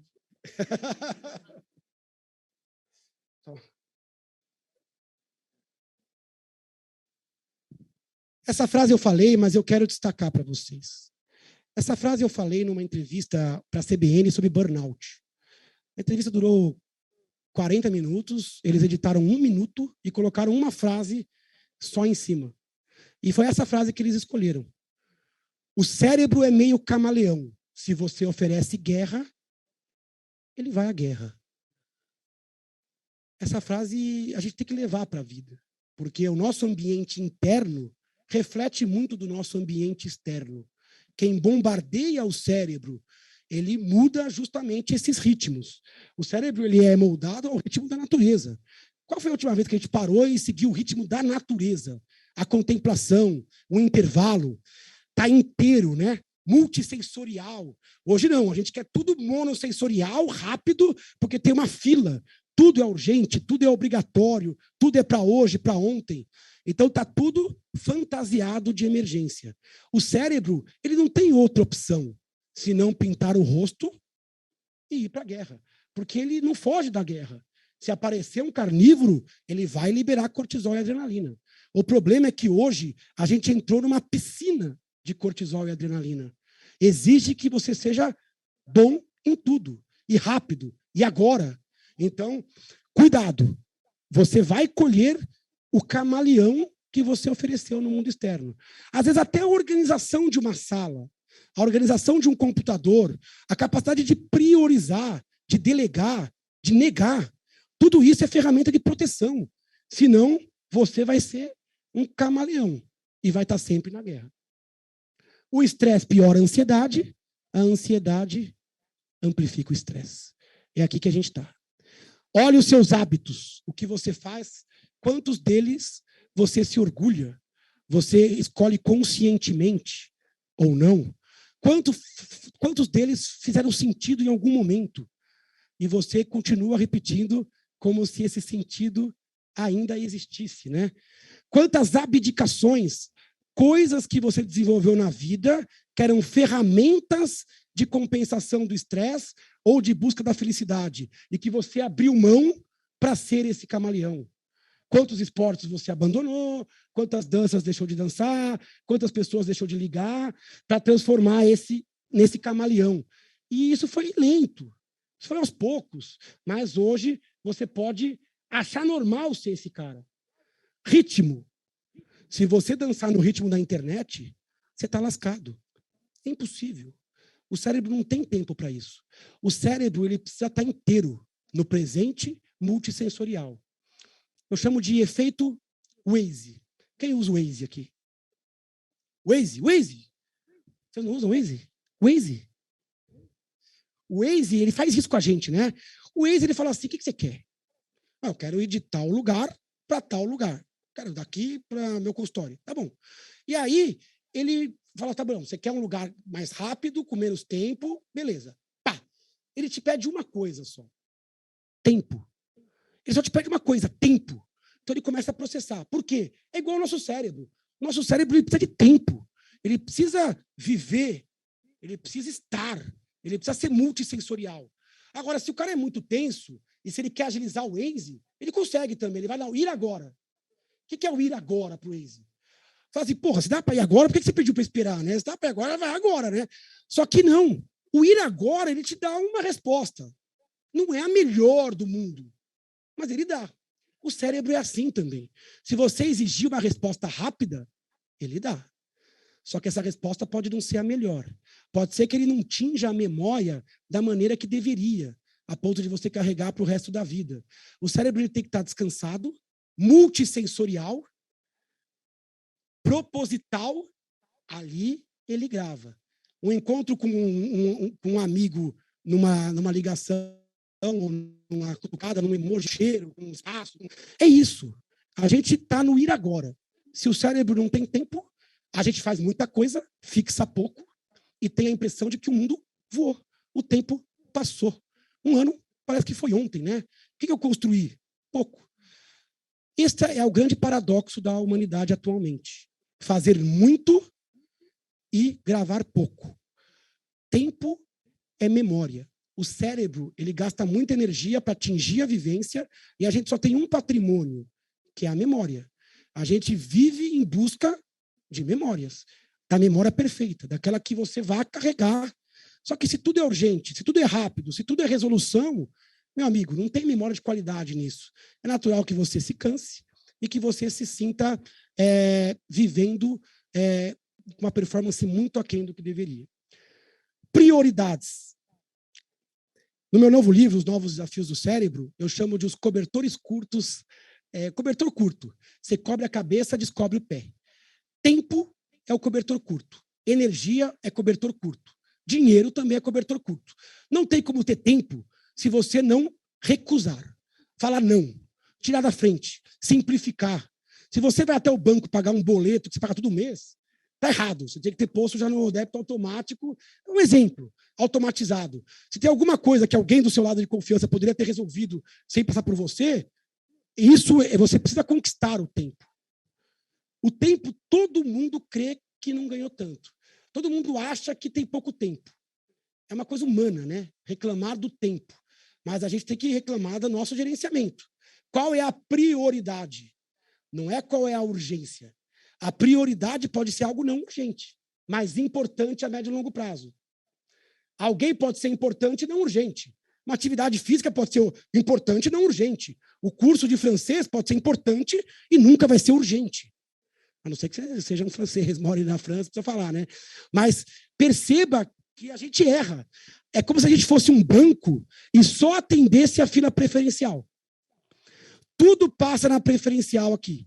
Bom, está tudo valendo aqui desumanidade, aqui tem pessoas de idade, deficientes, tem que atender o preferencial. Só que você não pode só atender o preferencial, senão do lado de cá ninguém anda. Você atende um aqui, dois aqui, um ali. Se você não passar alguém na fila da urgência, se você não conseguir comandar o tempo que o cérebro passa pelo tempo, você vai ser um resolutor de urgências. Curioso que o tempo não reclama. Agora, o que é mais bem distribuído no mundo é o bom senso. Ninguém reclama que falta bom senso, né? Você percebeu? Você o que é um pouco mais de bom senso? Não, tá bom, eu tenho bom senso suficiente. E a gente sabe que não é assim, né? Mas bom senso ninguém quer mais. Mas o tempo todo mundo quer. Então, tem coisas que são meio mal distribuídas pela nossa concepção de vida cognitiva, né? Cuidado com os excessos, cuidado com as urgências. Esse termo eu gosto muito. Zeladoria. Você não é só o piloto da nave cérebro. Você é o zelador da nave cérebro. O que se guarda, o que se tem de lixo, o que se tem de má administração, é culpa sua também. Se você está dirigindo uma máquina indirigível, né? Tem uma frase besta assim, que fala: guardar ressentimento é tomar o veneno e esperar que o outro morra. É isso, né? Quando você guarda coisas tóxicas, lembranças, emoções, é você que vai carregá-las para o resto da vida. Então, a gente tem que saber exatamente quem zela, quem cuida. Este problema é seu. O mundo não vai filtrar, não vai escolher certo. O mundo quer sempre mais de você. O mundo quer o melhor de você. Só que você tem que saber que tem que segurar um pouquinho para você. Você tem que segurar o pedaço do bolo para você, senão você vai dançar na zeladoria. É óbvio, se o cara é competente, eu quero tudo desse cara. Veste a camisa, entrega hoje, e amanhã, e depois. E você sente até como um elogio, né?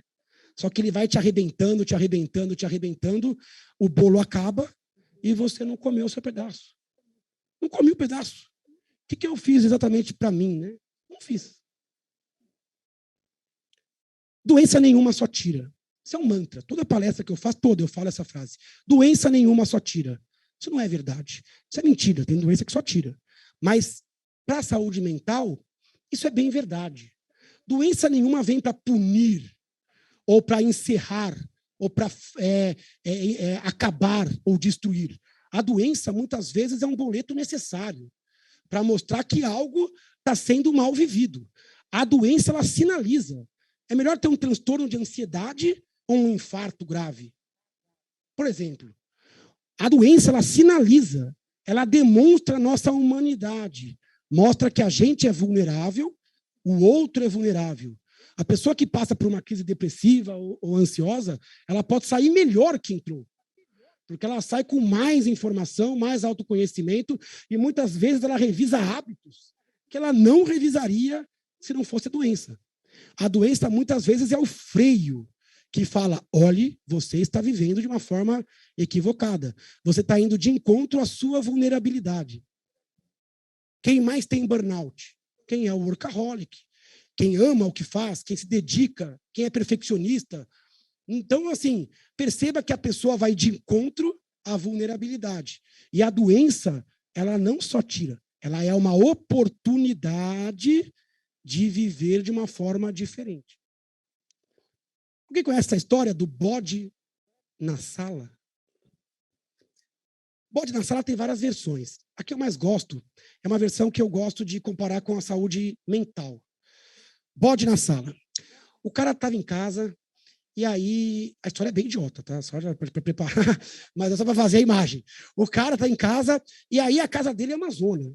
É uma bagunça. Os caras tudo falam alto, ninguém se respeita, bate porta. A vida do cara é um inferno. Fala, meu, cada um por si. É uma merda. Minha vida eu não estou conseguindo viver. Eu amo minha família, mas assim não dá para viver. Aí ele pensa e fala o quê? Olha, já sei. Eu vou buscar o oráculo. Aí ele subiu a montanha e foi atrás do oráculo. Falou, o cara é o oráculo, né? Eu vou perguntar, ele vai me dar uma dica. Tá. Ele subiu, puta fila, subiu lá quilômetros e quilômetros, esperou a vez dele, virou pro oráculo e falou, oráculo, minha vida tá uma merda. Em casa ninguém se entende, ninguém se respeita. É uma zona, eu não consigo mais viver naquele ambiente. Ele falou assim, meu amigo, vou te dar uma dica, compra um bode. Compra um bode. Pega um bode e amarra na sua sala. Ele falou assim, é muito bizarro. Eu não vou arrumar um bode, né? Não é assim, compra um bode, né? Mas o cara falou assim, sei lá, é bizarro, mas o cara é um oráculo. Esse cara também não vai dar uma solução, tipo, sei lá, fique calmo e tal. Ele deu uma solução, eu vou tentar, pelo menos uma semana. Aí o cara trouxe o bode para a sala, amarrou o bode. Aí, naquele momento, ele acordou o dia seguinte e, de forma, assim, assombrosa, ele falou assim, pô, com o bode, tudo piorou. A vida dele, que já era uma merda, agora ficou uma merda com o bode. O bode fedia, tinha, sei lá, aquelas moscas no bode, tinha que alimentar o bode mordia a criança. Ele falou assim, que merda. Mas ele foi segurando um dia, outro. Foi uma tragédia, assim. As pessoas, assim, estavam insuportáveis, não dava mais. Ele subiu e falou, vou pegar esse cara. Porque não é possível, né? Ele subiu, puto da vida, falou, oráculo, eu fiz o que você falou. Minha vida piorou muito, muito, muito. Ele falou assim, meu amigo, calma, tira o bode. Foi essa a resposta do cara. E ele voltou para casa e tirou o bode. A partir daquele momento, a vida dele mudou, melhorou. As pessoas começaram a estabelecer algumas regras de harmonia, começaram a entender que aquela forma de viver não estava adequada.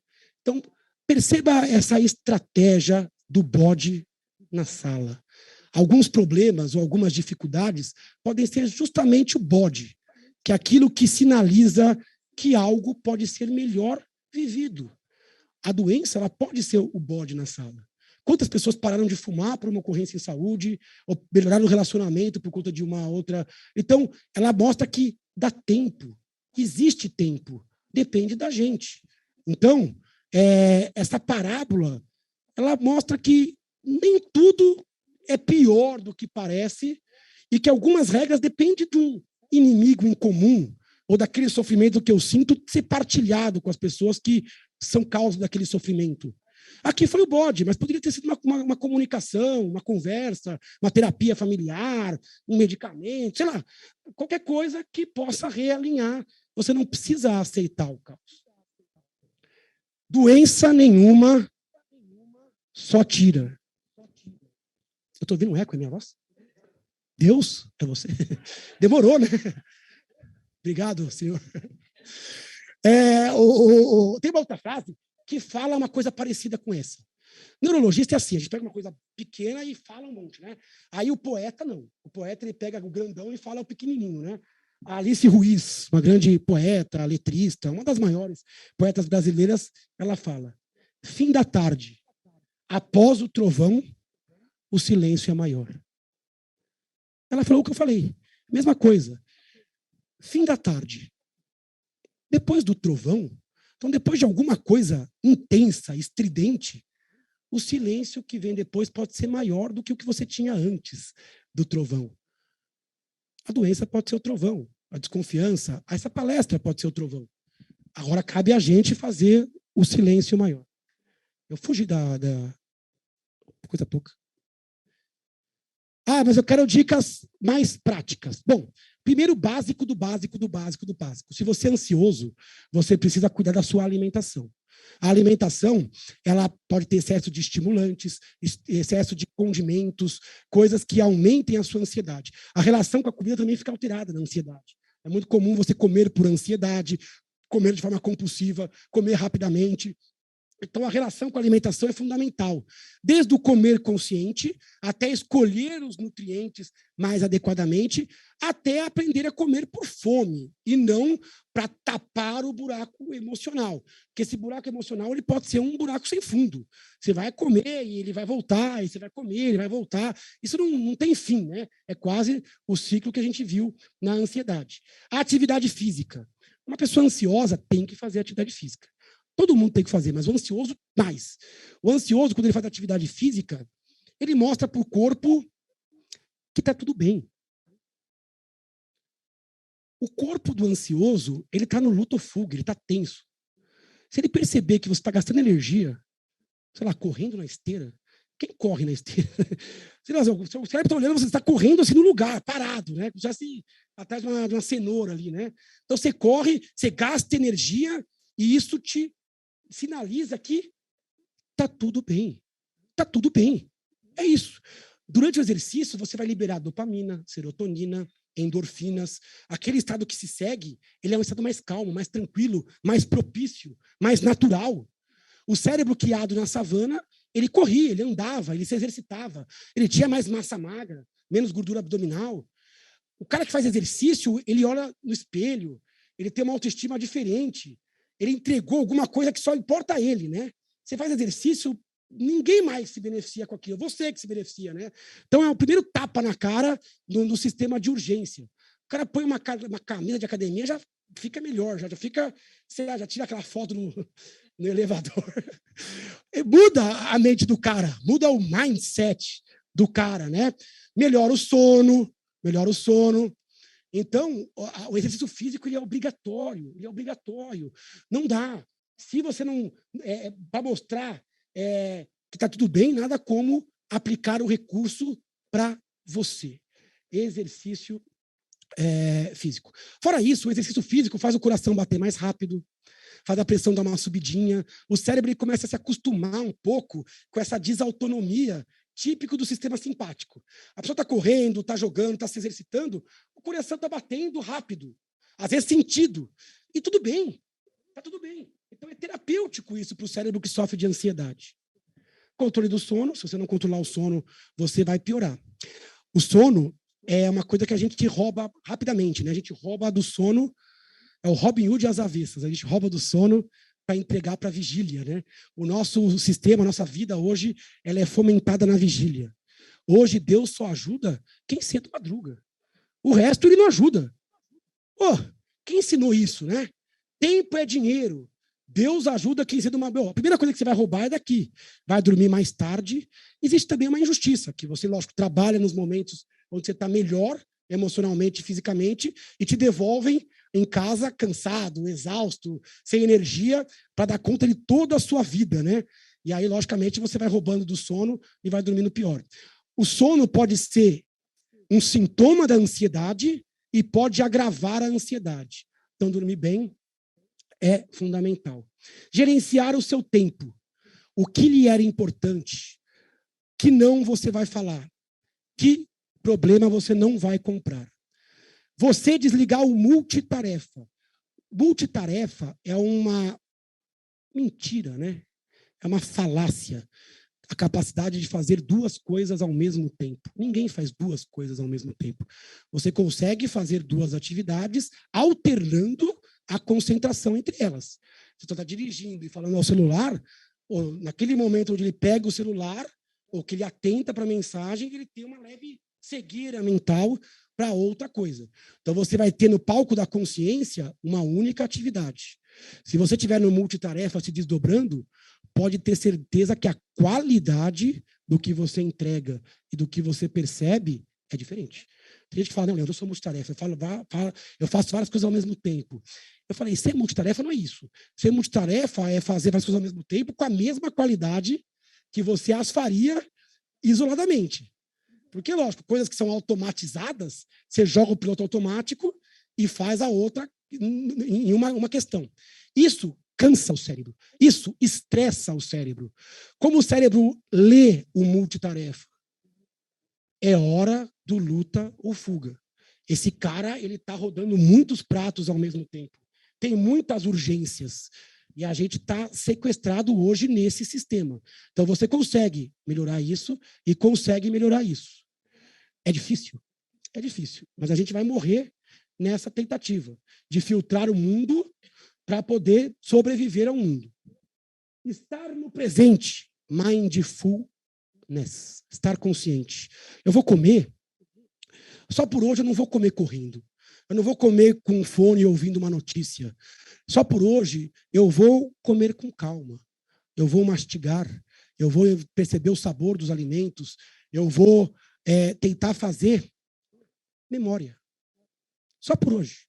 Só por hoje eu vou sentar com aquela pessoa e eu vou conversar só eu e ela. Sem o celular, eu vou perguntar como é que ela se sente, como é que ela tem esse sentido. Só hoje. Então, eu vou voltar a habitar o meu corpo. A minha alma, ela vai voltar para o meu corpo e eu estarei ali, aonde os meus pés estão. Isso é uma coisa simples e pode trazer pequenas felicidades.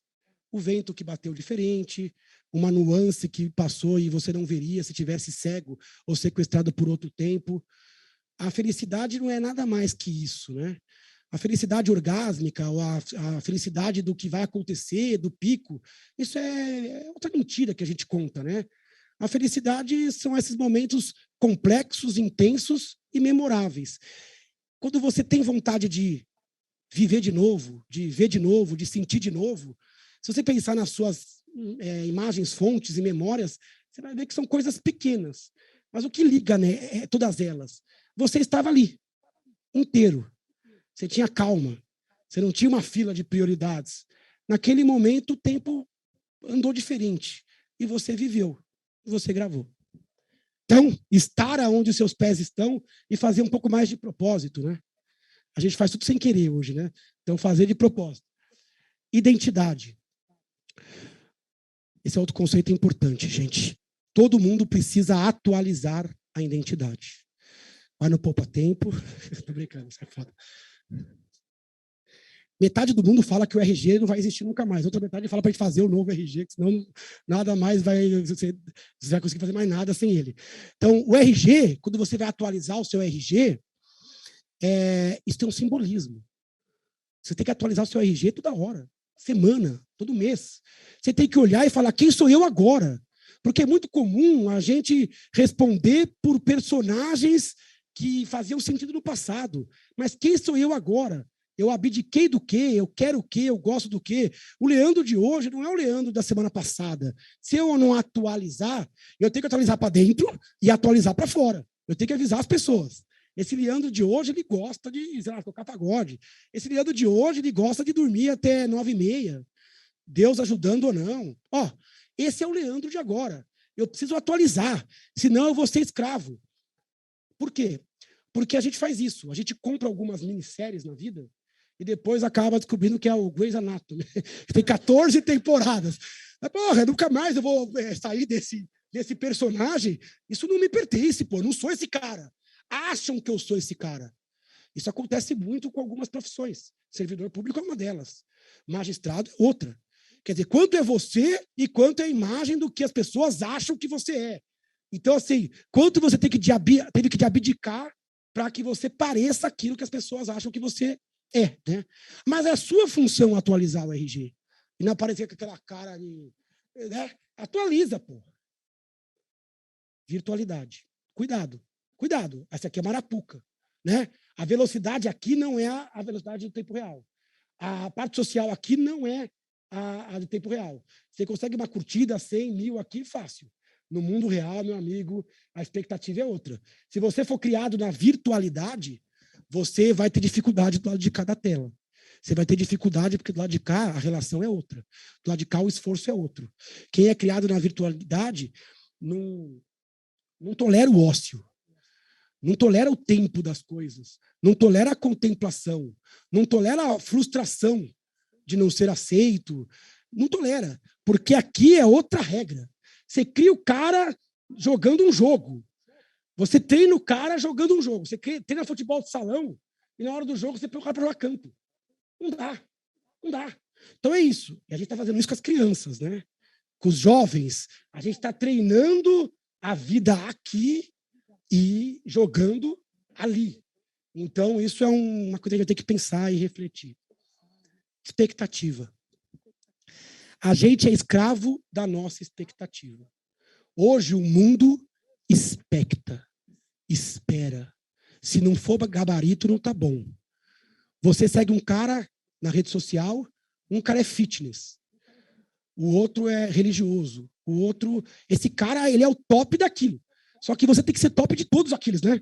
Você fala, pô, eu quero ser como esse, como aquele outro, e se você não entrega, você sofre. Meu corpo, eu não aceito. Eu não tenho o que eu gostaria. Eu não sou como eu gostaria. Então, você aceita pedaços de grama verde e você coloca isso na sua vida. como se aquela ponta do iceberg fosse real e como esse brilhantismo numa área fosse uma somatória, né? E aí você acaba não entregando. Isso é um dos maiores consumidores expectativa. Tem que ser bom em tudo, tem que entregar tudo. O erro não é aceito. Essa conversa eu tive com um cara que é meu paciente, é um grande amigo também. Esse cara entrou no meu consultório e ele falou assim, eu falei assim, qual é o seu nome? Ele, não, Martins. Eu falei, qual é a sua profissão? Ele falou assim, eu sou pintor. Eu falei, pô, que bom, né? Eu estava precisando dar um trato aqui nas paredes. Então, primeiro, eu sou artista plástico, professor de arte, e é um cara conhecido mundialmente, um dos maiores artistas brasileiros, exposto no mundo todo.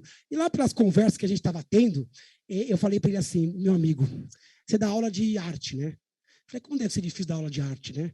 Porque você pode ensinar o cara a pintar, mas você não consegue criar um artista, né? O artista ele é diferente do técnico, né? O cara pode ser um excelente pintor. Eu falei assim, em que momento o cara deixa de ser um técnico e ele vira um artista? Um cara assim, sei lá, de um valor inestimável, que conseguiu transmitir uma emoção. Ele parou, respirou e falou assim, Leandro, quando o aluno, ou quando a gente mesmo consegue relaxar e aceitar o seu traço, você é um artista. Quando você começa a pintar e não sabe aonde vai acabar, e consegue aceitar os acabamentos e a emoção e transmitir isso para outra pessoa, você é um artista. Quando você sente mais do que pensa, quando você não tem de antemão o resultado daquilo que você quer entregar, aí você não é mais um técnico, você passa a ser um artista. E aquilo caiu como um flash na minha cabeça. Eu falei, isso não é sobre arte, isso é sobre a vida, né? A vida, enquanto a gente quiser controlar tudo e saber aonde o traço chega, como o traço chega, que cor que tem que casar, a gente não vai entender o que é a arte. Que é a arte das imprecisões, a criatividade daquilo que é único, a humanidade que implica no erro e no aprendizado do erro. Então, ser artista e não técnico é uma tentativa de todo mundo. É óbvio que alguma técnica você tem que ter, né? Também não dá para chutar o pau. Mas dá para fazer arte, se você aceitar um pouco da sua humanidade. Psicoterapia é fundamental, tratamento farmacológico fundamental. Eu não tenho mais nem tempo, então eu vou deixar para vocês uma leitura. Essa página é uma página 256 do meu livro, Cérebro Ansioso. Muitos aqui vão ganhar o livro, vai ter sorteio também pela internet. Eu quero ler com vocês esse trecho, são 2 slides. Essa é a última página do livro, 256, depois de falar sobre ansiedade. A gente vai ler aqui juntos. Ame-se imperfeito e aceite a assimetria. Rescinda o contrato com o futuro. Faça outro, mais leve e permissivo. Inclua uma cláusula para o acaso. Faça as pazes com o agora. Agora. Respire no tic-tac da vida real. Desacelere. Tome um remedinho se for o caso. Sempre consultando um médico, claro. Faça com a fé que move montanhas, mas sem a ilusão infantil de que um comprimidinho sozinho salvará a lavoura. Ninguém se cura de fora para dentro. Sua melhor serotonina já está por aí, na sua versão caseira, feita no forno a lenha da consciência, orgânica, com um cheiro de café recém-coado, gosto de broa de milho quentinha, mas você precisa procurar direito, em cada cantinho da mente, além da bagunça, além da fumaça, da poeira, seguindo as pistas da sua própria essência. Ninguém pode fazer isso por você. Obrigado por hoje. Dúvidas? 10 segundos para a pergunta, 5 para a réplica. Eu quero pedir desculpa pelo celular aquela hora. Era você, então, né? Sim. É o seguinte, diante de tudo isso, né, que você expôs, achei maravilhoso. Eu estou nesse processo dessa busca, né? Eu estou fazendo terapia, estou tomando medicação, porque a ansiedade é uma coisa terrível, é muito ruim. E eu percebo alguns momentos que eu percebo que eu estou assim aprendendo, né? Mas assim não é uma coisa contínua. Aí eu gostaria de saber como é que a gente lida com esse processo de cura, né? Que a gente busca, porque está todo mundo nessa situação, nesse sistema, né, de trabalho, de metas, dessa questão toda de uma exigência de um modelo perfeito. Como é que a gente lida com isso? A pergunta é excelente, porque a gente passou aqui uma questão quase utópica, né? Quer dizer, tá, existe uma utopia, mas e para entregar isso no dia a dia, né? Isso não é nada fácil. Eu não consigo entregar também, tenho minhas oscilações, minhas necessidades. A primeira parte do caminho você trilhou bem, que é reconhecer a vulnerabilidade e o adoecimento. Você tem que olhar muito para aquilo que é modificável. Dentro do trabalho, você precisa sempre seguir esse modelo de expectativa e urgência. Será que a gente consegue colocar pequenas pausas? Será que a gente consegue colocar um pouquinho de vida dentro do trabalho? Será que a gente consegue fazer tudo no monotarefa e tentar fazer algumas coisas um pouco mais rápidas para ter um pouquinho mais de tempo? Será que a gente consegue encurtar distâncias, dizer não para algumas coisas, ou respeitar que não dá para entregar tudo? Eu acho que a gente aceitar um pouco dessa humanidade é o único jeito da gente ter um recurso que é finito. Não dá tempo de fazer tudo. Não tem como entregar o melhor. Se você entregou o melhor, você errou já. Porque o meu carro, ele consegue andar 180 por hora. Mas não sempre. Então eu consigo andar de vez em quando, numa ultrapassagem. Então eu vou andar com ele a 80, sei lá, 60, 50. Então você precisa aprender a dissociar um pouco isso. O trabalho é um pouco desleal. O trabalho, ele sequestra uma parte muito vital da sua vida. 8 horas, só as 8 melhores horas. Ele te pega limpo, cheiroso, descansado, bem, e te devolve arrebentado, né? A gente acorda de um jeito e dorme do outro. Quando eu acordo de manhã, eu sou outro Leandro. Vocês não me conhecem de manhã. Eu estou disposto, animado. Eu postei hoje no meu Instagram. Quem segue? Neuro Leandro Teles. Falei, acordei com uma energia diferente hoje. E aí eu acordo e falo assim, eu vou ser o melhor pai do mundo. Eu vou chegar em casa, vou brincar com as minhas filhas no chão. Não vou assistir Netflix. Eu vou vou ler um livro, Dostoiévski. Eu acordo assim. Eu sou um cara erudito. Eu acordo low carb. Não vou comer carboidrato hoje. Só que à noite eu tô com um calzone, um abraçado, uma pizza, um hambúrguer. Porque o Leandro que acordou é diferente do que foi dormir. É a fadiga circadiana. Agora, proteger essa energia é a sua tarefa. O servidor público ele tem dificuldade nisso, até pelas demandas de responsabilidade, pela a relação com o público. A relação com o público ela desgasta muito. A gente tem altos índices de burnout, ansiedade. Eu acho que você está lutando dignamente aí a sua batalha. A melhora ela não é imediata.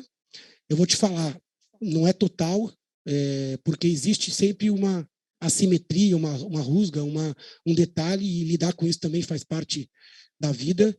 Agora, a gente não pode passar segunda a sexta esperando o final de semana. Não é justo. A gente não pode passar 11 meses trabalhando esperando as férias. Se a gente não for feliz aqui agora, meu amigo, não tem outro jeito. Se você dissociar para trabalhar e depois voltar para o corpo para ser feliz, você vai estar demasiadamente cansado. Vai estar demasiadamente exaurido. Aí você vai entregar o pior de você para você. Então, você vai precisar de ferramentas cotidianas e a gente vai precisar de mudança do sistema também. A gente precisa rever o que é horário comercial, a gente precisa resolver o que é jornada de trabalho, a gente precisa dar um pouco de flexibilidade, senão a gente vai continuar pegando pessoas motivadas, vocacionadas e moendo o cérebro delas e devolvendo depois elas arrebentadas, com síndromes, diagnósticos. A gente perde muito, né? Perde pelo presenteísmo de ter um robô trabalhando e não um ser humano, e a gente não conseguiu entregar a vida nos melhores anos daquela pessoa. Dá tempo de mais uma? A gente já está meio no horário. Eu fico até às 10 da noite. Aqui, recebemos várias perguntas online, até queria agradecer a todos que fizeram perguntas. Eu selecionei uma rapidinha, do Laelson Nunes, que pergunta: esses passatempos que nos deixam concentrados ao ponto de esquecer todo o resto, são bons ou são considerados uma fuga? Pergunta excelente também. Na verdade, a dose faz o veneno, né? Nada é bom ou ruim, né? Eu acho que um pequeno passatempo pode ser interessante como ferramenta de desconectar Então, às vezes, você está lá estressado e você precisa mudar o mindset, né? O nosso cérebro não é assim, né? Desliga, liga. Então, como uma atividade de transição, pode ser bom. O problema é que os passatempos, eles são como a vida. Todo mundo quer o quê de você? A sua atenção. Todo mundo quer o seu tempo, né? Se algo é de graça, né? Se ninguém paga, ninguém ganha, pode ser certeza que o produto é você. Você é o produto, né? Então tem que tomar cuidado, porque alguns passatempos têm essa ferramenta de recompensa rápida. Recompensa rápida é a pessoa ficar compulsivamente atrás daquela dopamina, né? Então hoje a gente tem problemas com fenômenos compulsivos, eu até falei um pouco sobre isso, aquela coisa do caça-níqueis. Cuidado, dependendo do tempo que você se dedica a eles, dependendo do seu poder, um passatempo que você controla é uma coisa, um passatempo que te controla, se você já não tem tempo e passa 1 hora conectado na rede social, tem alguma coisa errada. Então, cuidado, seja o seu filtro. A dose faz o veneno. Nada contra os jogos, os passatempos, mas você usa a ferramenta, não a ferramenta te usa. Né? Ok, obrigada. Bom, eu quero inicialmente agradecer ao Dr. Leandro Teles pela disponibilização do tempo, para estar com a gente num tema tão importante. Eu digo por mim aqui, gostei demais. Acredito que isso reflete o sentimento de todos aqui presentes e também de todos que nos assistem pelo Zoom. Esse é um tema realmente, o tema da mente, o tema do cérebro, de se buscar esse olhar para dentro para entender uma coisa que o senhor disse ao final, que eu acho que é muito importante, é a gente olhar para si e ter a compreensão de que nós não somos perfeitos. Então, nós temos que saber conviver com as nossas imperfeições e administrá-las de modo a ter uma vida melhor, uma vida mais saudável em todos os sentidos. Então, quando nós começamos a idealizar esse formato, esse tipo de conversa, foi com esta intenção de fazer com que cada um que assiste possa ter esse olhar para si. Eu gostaria muito, doutor, que a gente tivesse, porque o nosso número de servidores, de juízes é muito maior. Eu gostaria que muito mais gente assistisse isso, porque acho que isso é necessário, a gente precisa tocar nesse ponto. Mas por essa razão também,